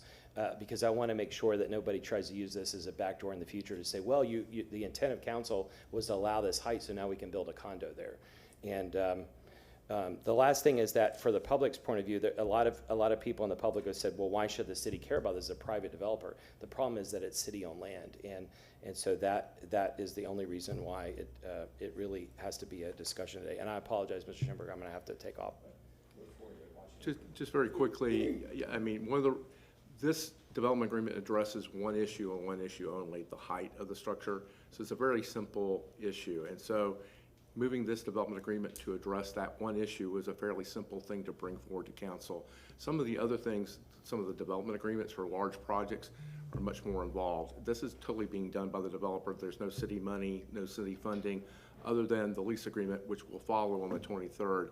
We felt it was more appropriate to bring the lease agreement to you when you actually voted on the development agreement, so that the vote would be together on both documents at the same time.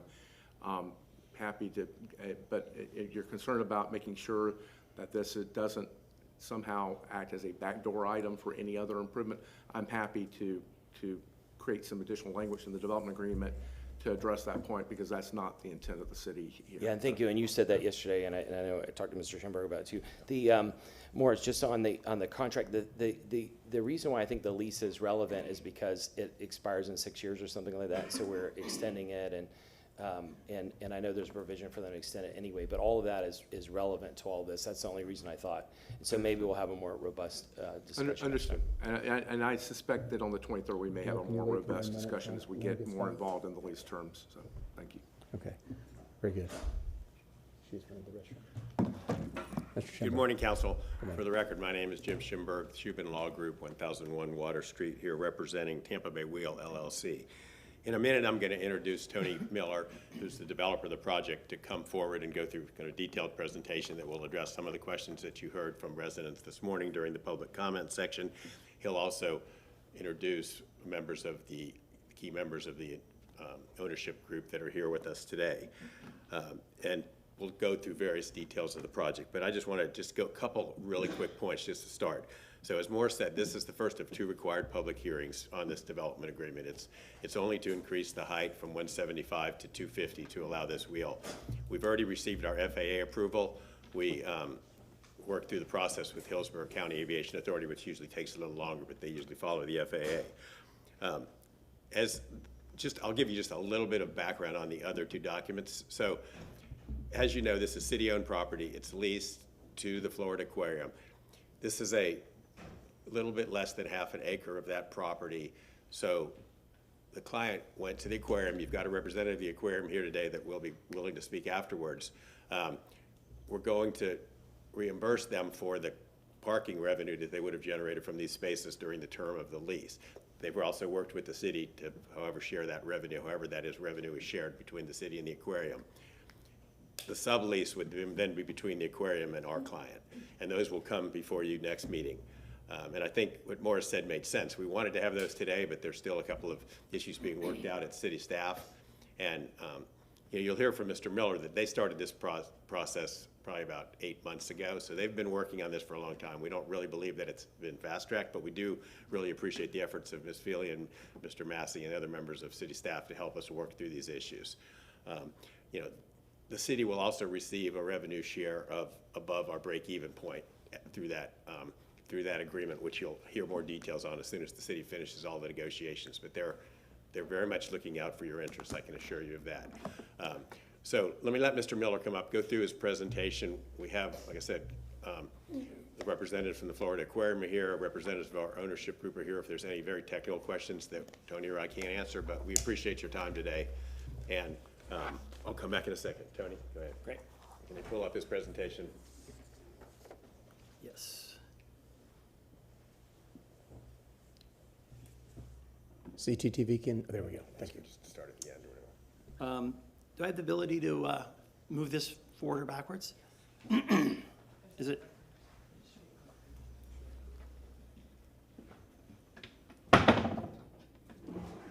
Or not, he's bringing it to you.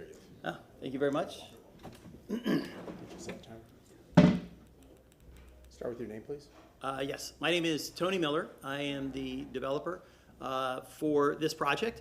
I want to thank you all for the time and consideration here. I'm going to go quickly through a presentation here, and I want to go in 3 parts. First, I want to give you some information about the wheel details so everybody has a baseline on the information about the wheel itself. Then I would like to take you through some of the project specifics that we've been working on for the last year. And finally, I want to take you through what we think the value is of this project for the city, its residents, and its visitors. So it's Tampa WOW, Tampa's Wheel Over Water. This is our rendering of the wheel. There we go. The details of this, it's a 250-foot tall wheel. It's going to have panoramic views, 360-degree views, so you're going to be able to see everything from there. You're going to be able to see our waterways. You're going to be able to see downtown Tampa, Ybor, the port, and the views from that are going to be spectacular. You're going to see those views through a state-of-the-art gondola. There's 27 gondolas. They seat 10 to 15 people. They're climate controlled. These are really, really nice pods that can be programmed in many different ways. The average ride is going to be 20 to 30 minutes. The cost is $20 on average for adults and less for kids, so it's a very affordable attraction. We're intending to have beverages and small bites. We're going to try to do some real placemaking around the base so that it is a very nice and attractive place for people to come, have a drink, be able to take that drink on their ride. Hours of operation are 10 to 10, maybe later on weekends and special events. Couple things that have been raised by the public, and we are very focused on making sure that we get the right information to everybody so they understand that this is a hurricane-rated engineering structure. It's rated to FEMA standards. Our ownership group is done 7 of these around the country. Some are in hurricane-prone areas. They're very familiar with how to make sure that this wheel is hurricane-rated. There's an action plan to remove all 27 if the storm is too severe, and they will be stored off-site and then put back onto the wheel post-storm. So we feel very confident in the hurricane rating of this. The two other issues I think that a lot of people in the local area would ask about is noise and light pollution. The wheel is whisper quiet. The mechanics of this are very quiet. All the people are inside an enclosed pod. So the noise of this type of attraction is not something that's going to impede upon the local residents. And then going back again, I think this is important to show, we're having some technical difficulties there. Well, and what I showed you initially, you could see that the lighting is uplighting. It's architectural lighting. It's similar to what you're going to see on other buildings. All the lights on the wheel are they're white. They're not loud, bright colors. That's not going to create light intrusion for our residents. So we feel very confident that the noise and light pollution won't be an issue for the folks that are going to be in the Channel District area. Moving on. There we go. Let me talk about some of the specifics. We started this process a year ago. We've been at this for a long time. Our team is very knowledgeable about what we're looking for. We looked at a lot of different sites in the Channel District, in the downtown area. We looked out at Armature Work. So people have asked us, did you even look at some of these other sites? We looked at many, and we really had to find a site that was conducive to the economics of the wheel and was well located. We love the aquarium site because it is already in an existing entertainment zone. You've got the aquarium, you've got the cruise ships, so it sits right in an entertainment zone. We thought that was advantageous for us as well as for the city. We then went to the aquarium. They were very supportive of the project, so we were happy about that. We then went to surrounding stakeholders that are in close to the area. I've got letters here of support from the folks that we were talking to. So we've got a letter from the aquarium. We talked to the folks over at Visit Tampa Bay. Santiago's team was very supportive of what we were doing. We talked to some of the local developers in the area. So we talked to SPP. We talked to Daryl Shaw. They both wrote letters of support for us. We talked to the Downtown Partnership, and Kenyetta's team was very supportive as well. And finally, we went to the CAC. And we got a unanimous vote, a resolution in support of this project. They're representatives of the community there. We sent out 400 letters to that community in advance of that meeting and in advance of that vote.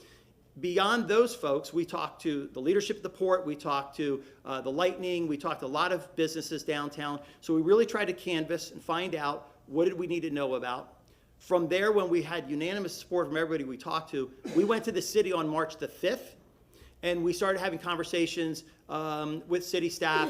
And over the last 6 months, they've worked diligently with us to really make sure that we have the best project put together. We also had conversations with city council as well in advance. We've tried to make sure that we're good community partners in this and that we're getting as much feedback as we can. So that has kind of been the process to date. A couple other things that I think are really important. One of the things that I think we've heard is people are concerned about, is this going to increase traffic? At Kenyetta's luncheon for the Downtown Partnership, she mentioned that the city of Tampa gets 30.1 million people coming into Channel District as well as the downtown area every year. Nobody's going to come to the wheel and do a 20-minute ride and then immediately leave. Our audience is the people that are already here. We're looking to extend and enhance the experience of those people. So we are not anticipating that we're adding to those traffic issues at all. We're just leveraging the people that are here to expand and give them a better experience while they're down here. In terms of highest and best use, the land that we're asking to lease is less than a half of an acre. That is a very small parcel. When we're stabilized, we will be able to deliver likely 500,000 to 600,000 riders every year. That's what we anticipate. So if you look at the value that we're creating as an attraction and how we're going to deliver that to more than 500,000 people, we're doing it in a footprint that is less than half an acre. There's no attraction in Tampa and pretty much anywhere that's going to deliver that level of density in that small of a parcel. Last thing I would say is our team has sourced a wheel in Munich. I know that there's some people that have asked about that, so let me be very clear that we did that It is a wheel that our team just went and visited a couple of weeks ago. It is in great condition. We will disassemble that wheel. We're going to refurbish it. We will ship it here, and then we will assemble it. And the reason we're doing that is twofold. One, we can do it in a year. If we had to build one from scratch, it would take us 2 years. The second reason is it's going to cost us $20 million instead of $30 million. So there's significant cost advantages and timeline advantages from doing that, and it will be as good as a new wheel. The next thing I want to kind of talk about is value proposition. There's 4 things I want to hit on as we close here. First, this is a $20 million investment. We are not asking for any support. And in fact, as Jim just mentioned earlier, we are actually going to enter into an agreement that's going to include revenue share back into the city. So we believe with economic development and that revenue share component, we're not drawing down from city funds. We're adding to city funds that you then can reappropriate into infrastructure projects or whatever your priorities are for the city. So we're additive in this, from a standpoint of revenue for the city. Second, we're adding a world-class destination for families. We don't have enough family-oriented attractions in downtown. This is going to allow a very affordable attraction, really focused on the family members. I'm going to come back to that in 1 second. The third component is we're really helping drive the convention business. Santiago has been on record stating it's another arrow in his quiver when he is trying to pull in conventions, particularly those that have already been here. We have 8 million visitors that already come, that are tourists that come into the downtown area. We're adding value and another attraction for those very important audiences that are already coming here. Final thing I would say is all the people that I mentioned before, those downtown stakeholders, these are people that start with the aquarium. 1.1 million people go to the aquarium. Their audience is our audience. We can expand that experience. The cruise passengers, they're getting, I think now 1.3 million people that are there. They come down a couple hours early before they can get on their cruise. They need something to do. We're giving them something to do. We also can store their luggage. That frees those cruise passengers up to go visit all the other cool things to do in the downtown area, in the Channel District area. So we're additive to those 1.3 million people. If you look at the arena, if you look at Water Street, the Riverwalk, Sparkman's Wharf, all of these critical downtown assets that the city has invested into, we are building upon that dwell time and that economic benefit. So we think that all told, we're delivering a ton of return on investment of a lease in 1/2 an acre of parcel. If you think of the stakeholders, you think about the convention center and the families. And the last thing I'm going to kind of close with here is this. I've heard some comments. We're paying attention to the comments. We take them seriously. We want to address them. That this is not unique and it's not original or a part of our character as a city. There's been comments that this is going to feel like a cheesy fair ride. And there have been comments that say, hey, we don't want to be Orlando tourist city because they have a wheel. I would say, I'm going to take that in reverse order. We will not be Orlando. We are our own identity. However, we have 8 million visitors and tourists. I would not discount the importance of that to our economic development here. Second, this is a $20 million architectural landmark. This isn't some cheesy fair ride. It adds to the cityscape. And the last thing, I would say to those that say this is not original or this is something that's been done before, we all get an opportunity to go up in the towers and look down and see that really awe-inspiring view. We get the benefit of that. We've all done it. The families who come in to do the aquarium, who go walk on Riverwalk, they don't get that same opportunity. And those kids, those parents, when they go up to the top of the wheel and see what we've gotten to see, that it will be a unique and original experience for them. It will be a high-value experience for those folks.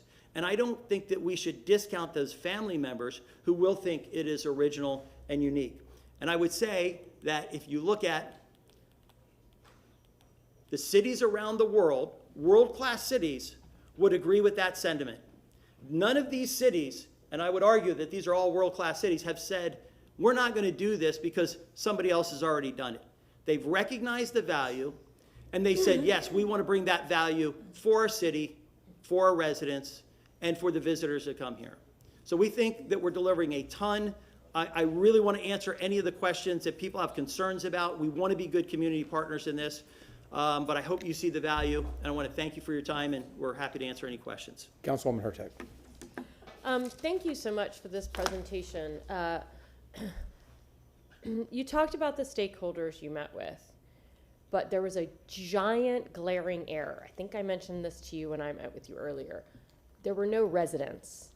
You talked to business owners, you talked to folks you talked to commercial.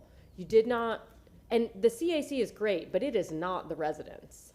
So, I mean, what I would do between first and second hearing is contact the towers and find a way to have meetings with people who live right next to it so you can answer all of these questions. Because you'll answer some today. We'll get some public comment with questions, but mainly what we're getting is we're hearing the same thing that you're hearing. We're getting emails about it. So it would be best, because I'm going to really listen to my constituents. So I really highly recommend that you reach out to the different apartment, condo complexes, really talk to those folks, because they're who you need to sell. Yeah, and I appreciate that. And we are not shying away from talking to any residents at all. I think some of the comments we've heard, we're hopefully addressing and giving them the information that will give them comfort. So we'll absolutely try to do that. We've had a lot on our plate to try to get done.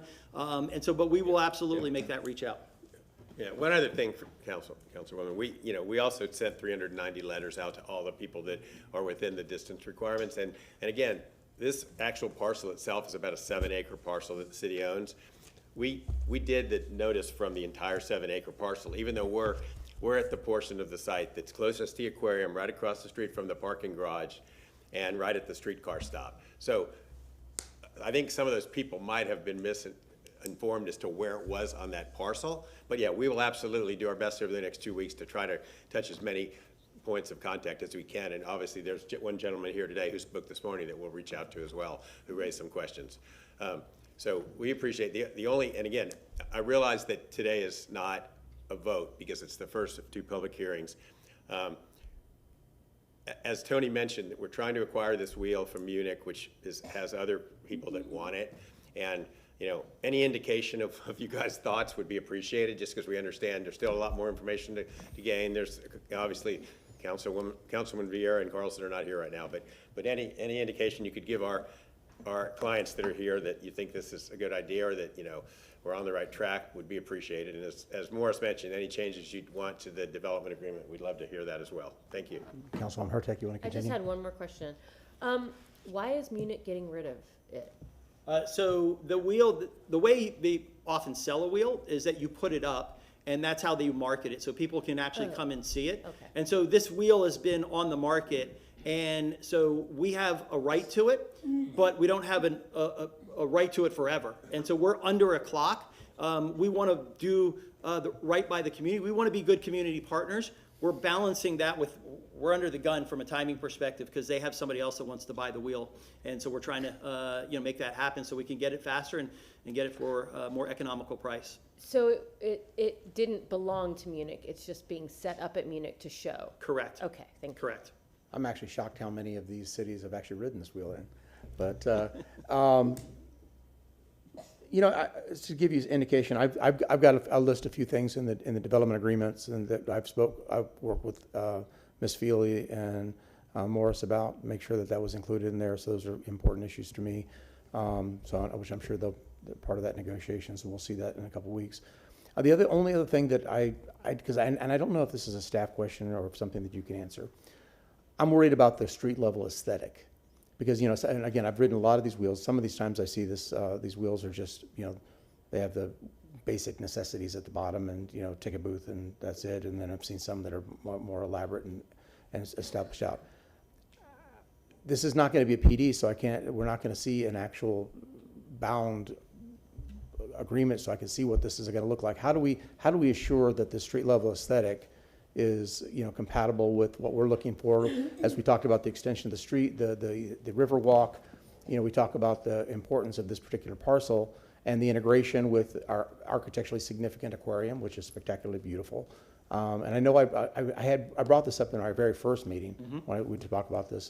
That's important to me, is that street level aesthetic and ensuring that there's, what that looks like and how that integrates with everything else. Yeah, and I think that one of the things that I want to reassure you of, we only have a small parcel. So within the boundaries of the parcel that we have control over, we will do everything we can to create a placemaking environment that I think addresses the concerns that you have. We share those concerns. We want it to be an appealing place for people to come to and to be able to hang out for a little bit. And so we're going to do everything, but we have a small boundary of what we're doing. We're trying to really minimize our footprint so we don't disrupt the aquarium parking to any great degree, but we will within that boundary. And we've worked with Stantec and our planners to say, how do we create the landscaping that's going to have the appeal that you and we are looking for? And we're also obligated, because as you heard from Morris, we're not asking right now for any changes to what the code requires in that area. So we're going to have to meet all requirements of that channel district zoning requirement. And again, we're right up against that. I understand that you asked for like what would be, you wanted our opinion, like what would be to get me on board. Sure. And I think this is part of my thing is that, again, it's the aesthetic. I don't want to see, there's a difference between you talk about luggage storage. That could be a barn. I mean, it could be a storage shed, or it could be something aesthetically pleasing.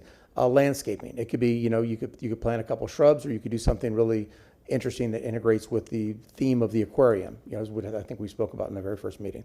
So those are the kind of things I want to make sure that, and I don't know how you bind that again, that we have that level of integration. It doesn't just, it can't just be for me to be able to go out, because again, I like this concept. I'm fully in support of the concept. I think it really brings something really intriguing to the city of Tampa. I love the fact that, Sparkman, you mentioned the tourism, Sparkman Wharf, the Amalie Arena, the other, the clubs and things we've got around there. So I think it integrates really well. Ybor City, family options as opposed to our nighttime club options, but not at any cost. I want to make sure again that because this is a neighborhood that we want to really nurture and develop and bring it up. We've got a beautiful exploding chicken in the middle of the circle. We want to play on some of these things, and art is important in the city of Tampa. So staff, how do we bind this? How does this work? Because it's not a PD. Good morning, Council. Abby Feely, Administrator for Development and Economic Opportunity. I think there could be an attachment of some exhibits to the DA that show the landscape plan, that show the street view. I think they had some street views in some prior documentation that we saw, so they could share that with you as well. As mentioned, the DA is for the height only, but that is your option under this. We did not choose to rezone this so that the land changed for the wheel. We chose to use a development agreement. Which I support, by the way. I think it was a good idea. On top, so that would be some of the additional, I think, exhibits that could be included at the developer's behest. So. Okay, so in the next couple of weeks, when you work with that, I really do want to see something that, and not just basic. I want to see something that there'll be binding of what this will look like once it's developed, so that it has that aesthetic. Again, you're building it. I mean, our aquarium is an architectural wonder. It's beautiful, spectacular. We're developing some of these buildings you see in Water Street are really architecturally significant buildings. Really, some really nice developments. So we want to make sure that something that's complementary to what is happening in the rest of that area.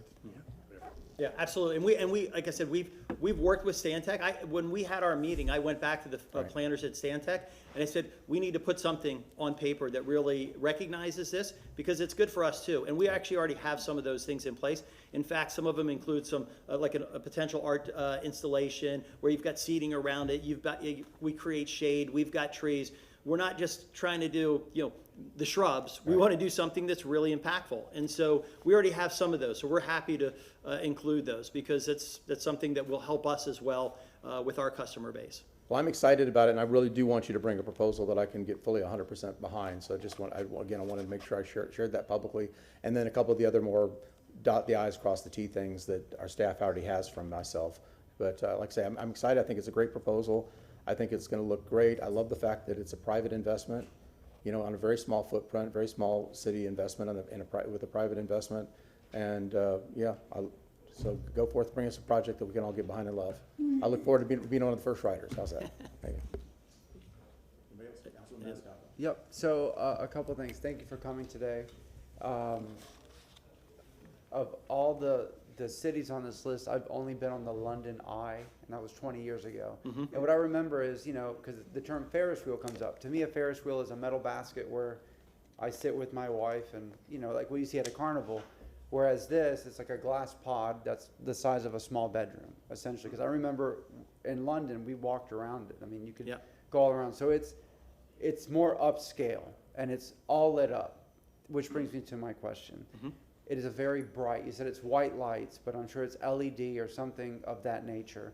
What happens at night? Because it said to 10 o'clock and maybe on weekends later. And when you have residents that are directly impacted across the street, are they going to have blackout curtains to keep the light out? Is it going to be dimmed? Is it going to be turned off?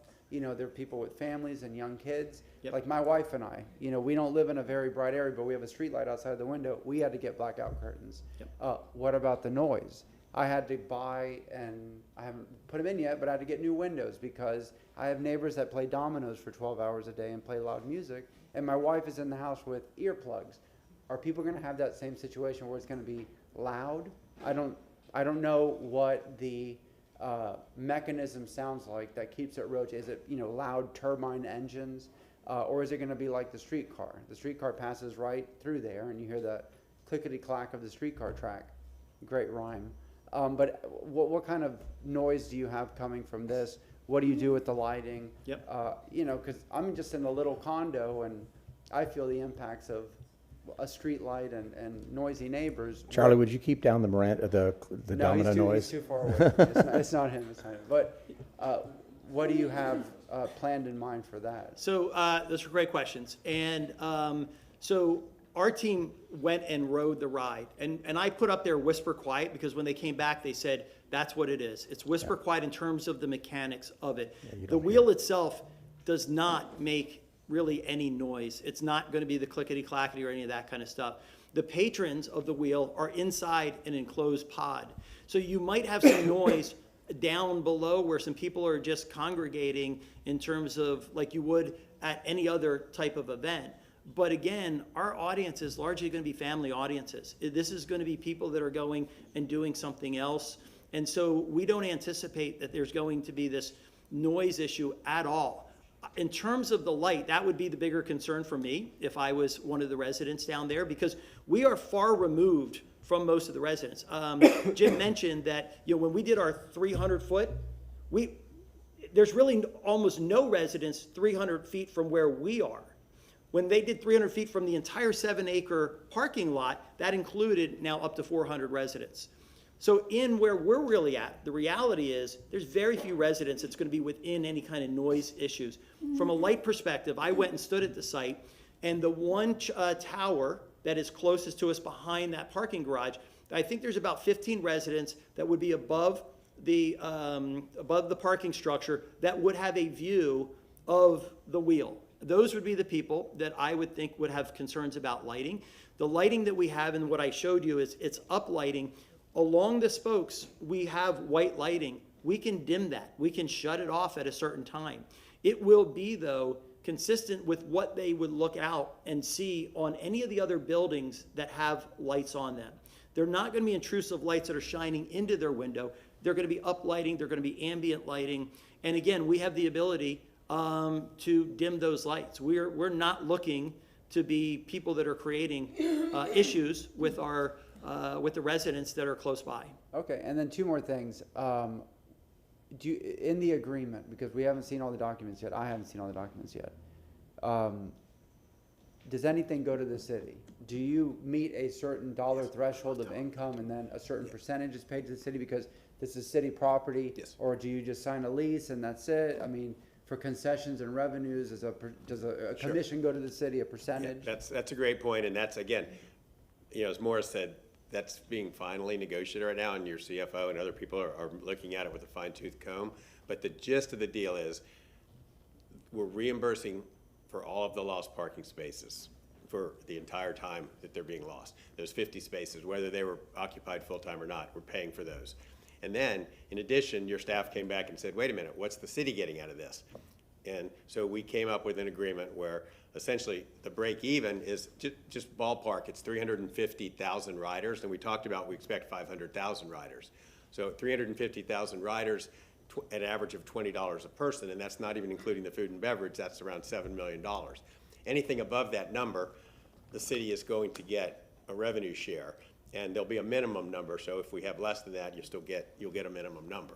So we're working through that with Dennis and his team right now, and we hope to finish that by early next week. But yeah, so the city's putting in nothing. You're setting aside this property, which is currently being used for parking, to the aquarium. And this, the other thing we didn't mention is this ride can be moved. So in 10 years, if you guys decide, which I know that Councilman Carlson wasn't in favor necessarily of, but if you decide you want to do something else with this property and the aquarium doesn't need it anymore, this ride could be moved. We don't want to, but so. Okay, no, one other question, if you fail. If you what? If this fails and you say, we're not generating money, what happens? What are the terms of the agreement where you're able to exit your lease?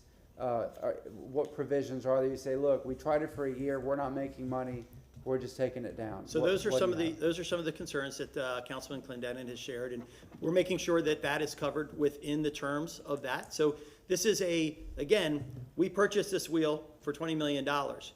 We will then sell the wheel to somebody else or move it in some other place. But in no way will the city be strapped with any of, they'll get the land back, they won't have any financial encumbrances coming back on the city. That will be written into our agreement.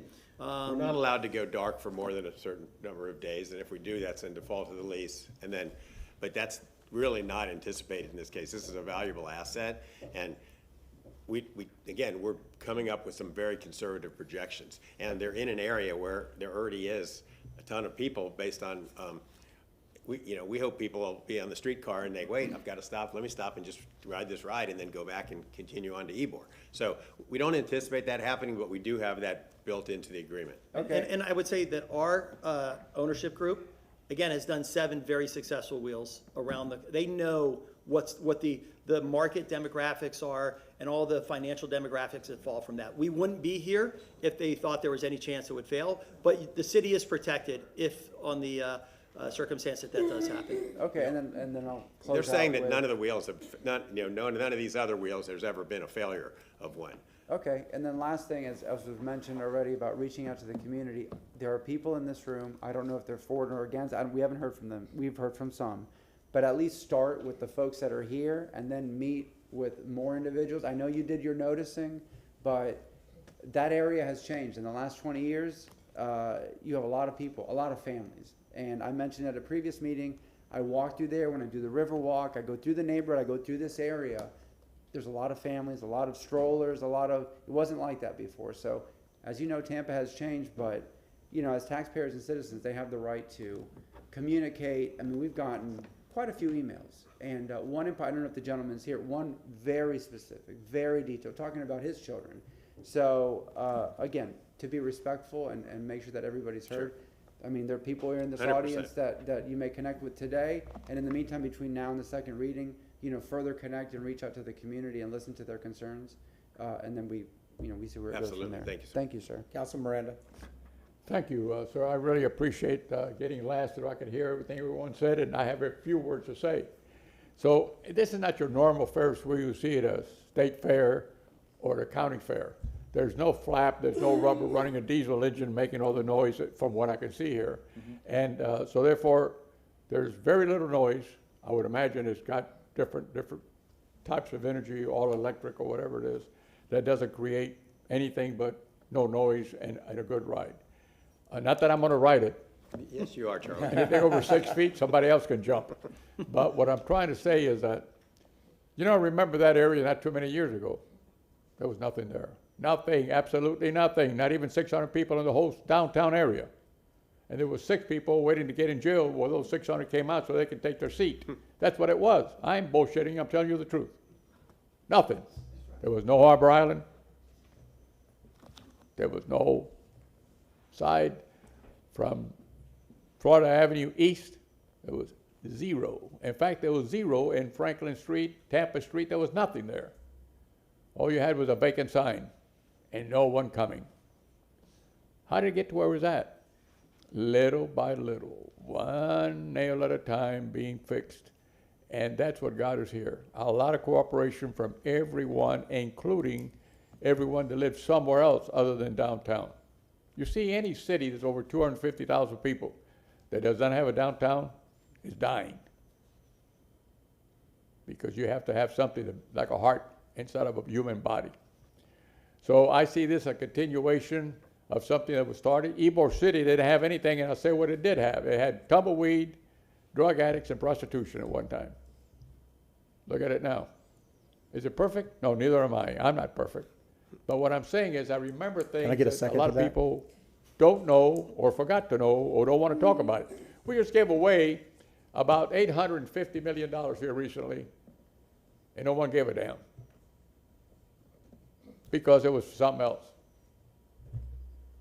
We're not giving away anything here. The public is protected. I hope the citizens that live there are protected. I think they will be, from what I heard from Mr. Maniscalco's question to you. And I believe that this is a continuation of a lifestyle that is needed in certain areas. Yes, we went from being nothing to having the highest, if I remember correctly, the highest hotel occupancy in the country. At about 87.8% of rooms are rented. And Barbra Streisand didn't do that. You can see what Barbra Streisand is. I'm not going to say anything else other than Barbra Streisand is in for something else. And that's what got us where we're at. Everybody working together, make sure that everybody was satisfied and doing what is best, not only for the individual that's making the investment, but for the citizens of the city of Tampa that we, the 7 of us and the mayor, have to protect. That's what we took the oath of office for. So I'm going to be in favor of this. There's no backfall that I know. I would like to see a working agreement like Mr. Maniscalco talked about and see where the finances are. And it's a continuation of what we turned to be. We went from nothing to be a tourist destination because of people like Santiago Corrada, who's done a fantastic job with Visit Tampa Bay. You know, to have Bollywood, which is twice the size of the Hollywood show, the Emmy Award twice, is amazing for a city of our size.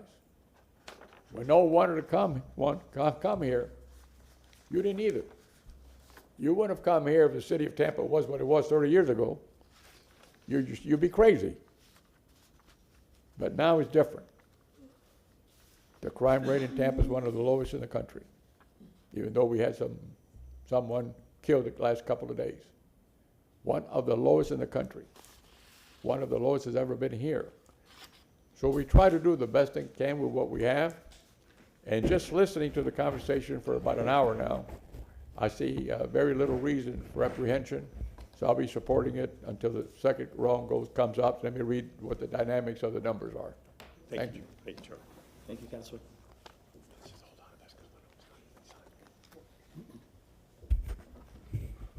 Okay, any other questions? No.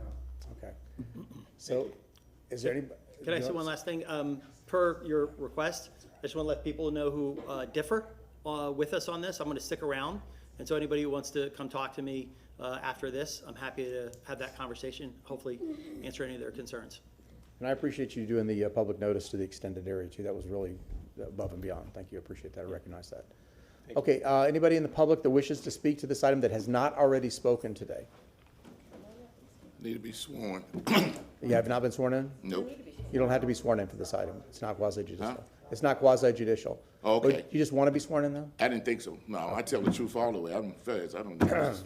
Listen, Joe Robinson, 2330. I'm asked the question. This is in District 5, correct? Yes. We don't have a District 5 representative. When is this going to come back up here?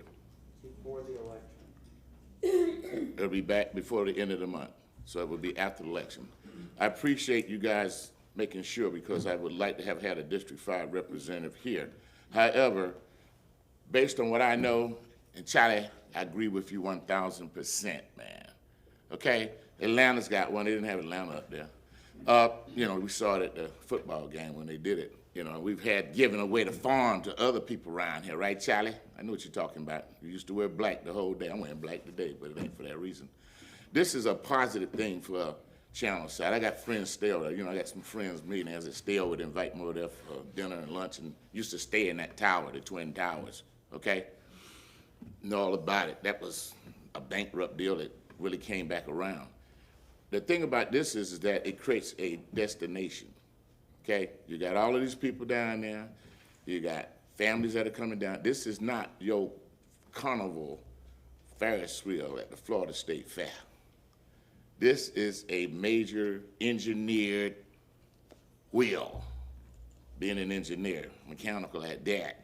This is not something that the Florida Agriculture Inspector is going to come and have to take a look at, okay, because it fails. This is not something that fails like even they had over there recently when somebody got killed over there at Disney World. I mean, not Disney World, wherever that roller coaster ride is, so the guy had traumatic blunt on it. This don't move that fast. Okay, these people say they got to take it down in a hurricane. Okay, they didn't expect me to speak because I don't know any of them. Don't need to know any of them. I mean, I know Mr. Schemberg, but I don't know any of them. But I'm speaking as a person that is in Tampa and stays in District 5. I don't stay necessarily up there where it's going to be, but I'm in District 5. And I think this is something positive to give people an opportunity to see Tampa, because they're correct. They're 1,000% right. I don't even have a chance to go up to the Tampa Club and all of these tall buildings and look out and see what we got. Every now and then somebody might invite me up there, okay? Look at the turkey vultures out the window. So the bottom line is that I think this is positive. It's got to be some money coming back, and it's going to be something that we need in Tampa. This will be an icon of an event. And if it doesn't work, Mr. Maniscalco, they say they can just dismantle it, and I guarantee you it will sell, because it's already now a pressure to be sold, and they're trying to get a good deal so they can make the numbers work. So I'll be back here after lunch for the next issue, but I just want to say I support this. We need this. As an individual that's in District 5, I just wish we had the representative here to make a call. Thank you, Mr. Robinson. Stephanie Pointer.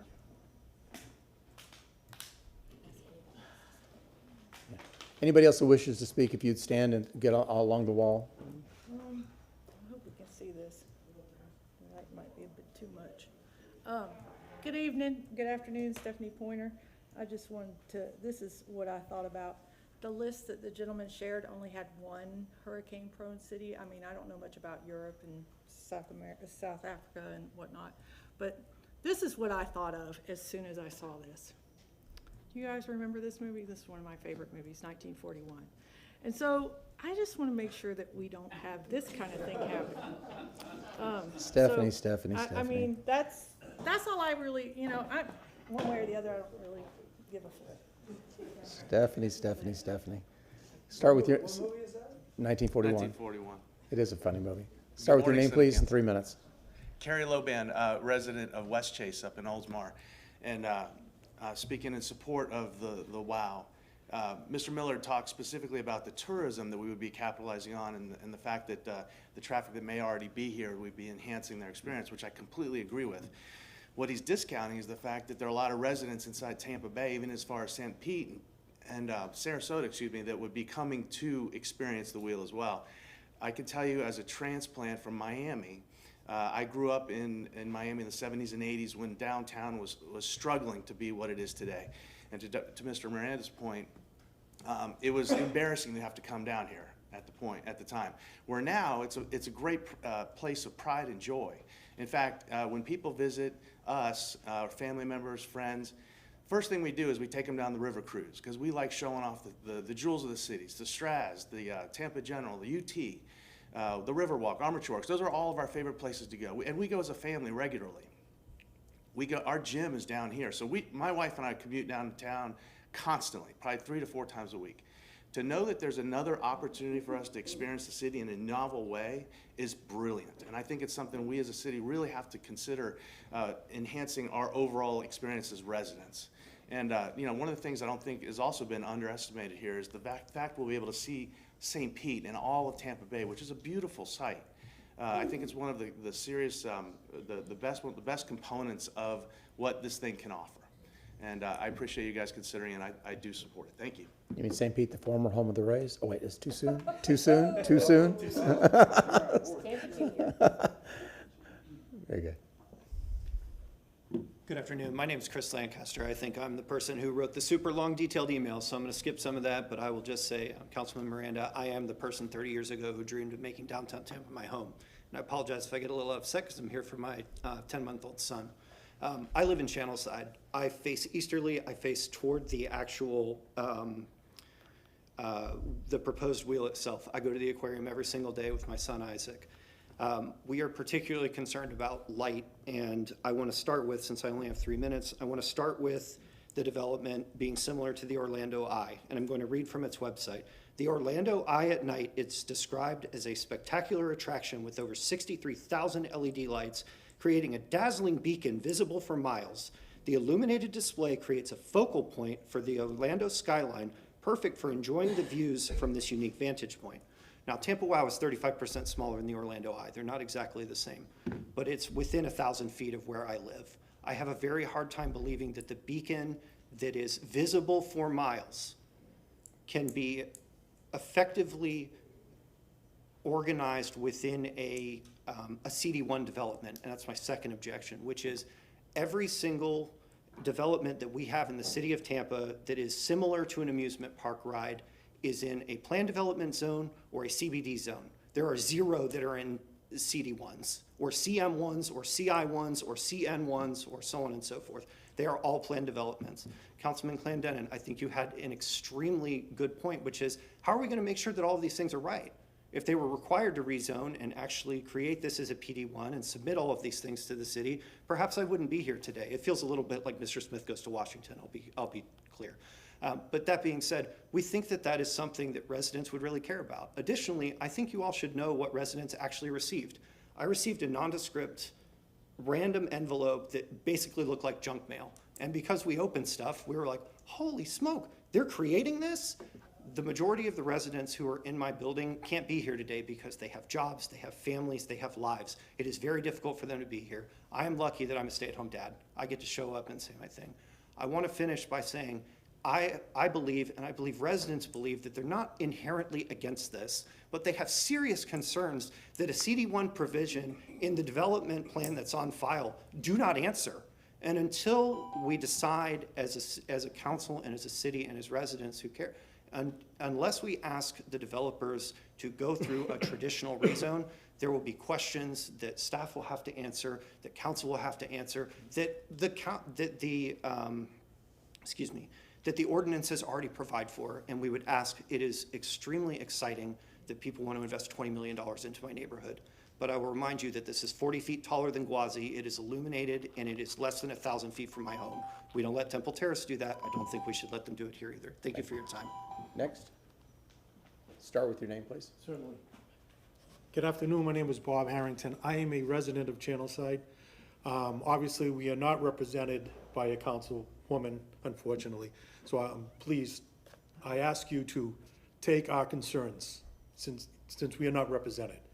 I'm against this for a few reasons. Number one, I disagree with the traffic. He said there'd be no traffic. I disagree with that. I think traffic will be increased. I believe he said there'd be 50 spaces mitigated. Yeah, to speak towards the council. Yeah, so 50 spaces will be mitigated from the parking. If you've ever been down there when the ships are in, it is a cluster down there. People looking for parking. Living in a condo across the street, we frequently have people coming in from the ships looking for parking spaces. This is going to add more problems for us. Next, the gentleman put up on the board several cities that had I don't want to call it Ferris wheel, their wheel, whatever. Those weren't in residential areas. Those were in city areas. So this is in a residential area in Tampa. And lastly, the gentleman said that it's good for families, which is great. I like that idea. Why don't we put it in Curtis Hickson? You have the Straz, the Children's Museum's right there, the Art Museum, right down the Riverwalk from the Convention Center. You have festivals there all the time. It'll be great. Great to have it there. I know I have a minute left, but thank you. Thank you. Next. Hi, I'm John Lane. I'm a resident of the Channel District as well as a member of the CAC for Channel District. And I just wanted to present the other bullets that my neighbor and co-member for CAC wasn't able to get to, Mark, for considerations that should be made when this is coming up. So first thing is about in that particular area is a lack of infrastructure around the wheel, unlike Navy Pier where it's kind of separated out and you have to deal with the people that are waiting and the limited space that's in that area. Also, in the Channel District, we are already well under our need for green space. Currently less than 3% of the 12% for the strategic plan for the district. So we need to consider other opportunities for the converting parking into green space as well. And then the last one is for the consideration, I think it was mentioned by someone else, about the Riverwalk expansion that would come up that way to head to Gasworks, Ybor City. That should be also considered as far as the impact between the port and the fourth terminal that will be coming as well from the port. Thank you. Thank you. Is anybody else? Yeah, I want to address one thing about the District 5 representation. Just so you know, there are 3 of us that sit on council that are represent citywide. So, and we actually kept the legislative aide, Darlene Johnson, who was the District 5 person, and she's been working all the constituency services. She got, after the passing of Councilwoman Henderson, I transferred her to my employment so that we could retain her to be able to continue to work constituency services in District 5. So not only do we have the legislative aide that does all the heavy lifting, which we all have a legislative aide that does the work and does the constituency services for us. We've kept that for District 5. And then again, there's 3 of us that are citywide up here, and all 3 of us are sitting here right now. Myself, Councilwoman Hurtek, and Councilman Maniscalco. So it's our responsibility to look out after the interest of everybody in the entire city, including the people that live in Channelside and District 5 on these issues. So I know I keep hearing that. I hear that frequently on social media as well. But I just want to remind folks that you do have a voice. You're able to, one, reach out to District 5, and Darlene Johnson will be able to field those for you as well. Or you can reach out to, honestly, even the folks that are single-member districts. I'm sure they would be happy to speak with you about these issues as well. Councilwoman Hurtek. I just wanted to say the reason is because so you always have a majority of representation on council. So you can vote for 4 of us because you're district and then you're citywide people, so that ideally that you would have, there are 7 of us, so you always are represented by 4 people, so you're always represented by the majority of the body. 4 people win. Yeah, so that's kind of how it goes. Yeah, 4 votes win. Yeah, okay, well, hearing nothing else, I think it's lunchtime. It's 12:42. Mr. Shelby? If we could have a motion to close the public hearing. Oh, we motion to close for Councilman Maniscalco, second from? Well, Ms. Hurtek, would you like to speak? I know that Mr. Schimberg and the folks that are working on the project said that they would reach out to those individuals. So please make sure you stay here. And if you are part of if you live in one of the towers and want to put a meeting, make sure that you get contact information and can make that happen, because I'm telling you now, I'm going to be asking in 2 weeks to make sure that's happened and to see what some of these folks have to say after they've gotten more information. And that's really the beauty of everything, is more information, sharing, make sure people have their questions answered. Thank you. So we have a motion to close the public hearing from Councilman Maniscalco, a second from Councilman Miranda. All those in favor say aye. Aye. Opposed? Ayes have unanimously. Mr. Shelby? And if we could have an announcement when the second public hearing will be? Clerk, would you do Where that? and when, at what time? Clerk? Right here. I have it if you don't. Yeah, file number DA 25-18100, the second hearing related to the proposed development agreement between the City of Tampa and Tampa Bay Wheel LLC relating to a portion of the property located at 701 Channelside Drive, Tampa, Florida, will be on October 23rd, 2025 at 10:30 a.m. at 315 East Kennedy Boulevard, 3rd floor, Tampa, Florida, 33602. 10:30-ish. 10:30 or any time thereafter. Anytime thereafter, 10:30-ish. Thank you. Okay, we had a motion to close, and from Councilman Maniscalco, second from Councilman Miranda. All those in favor say aye. Aye. Opposed? Ayes have it. Lunchtime is, I think we already did that, but we did it. So. Yeah, let's do 1:45 so we don't have a long, so 1 hour's enough. We're going to be back at 1:45, okay?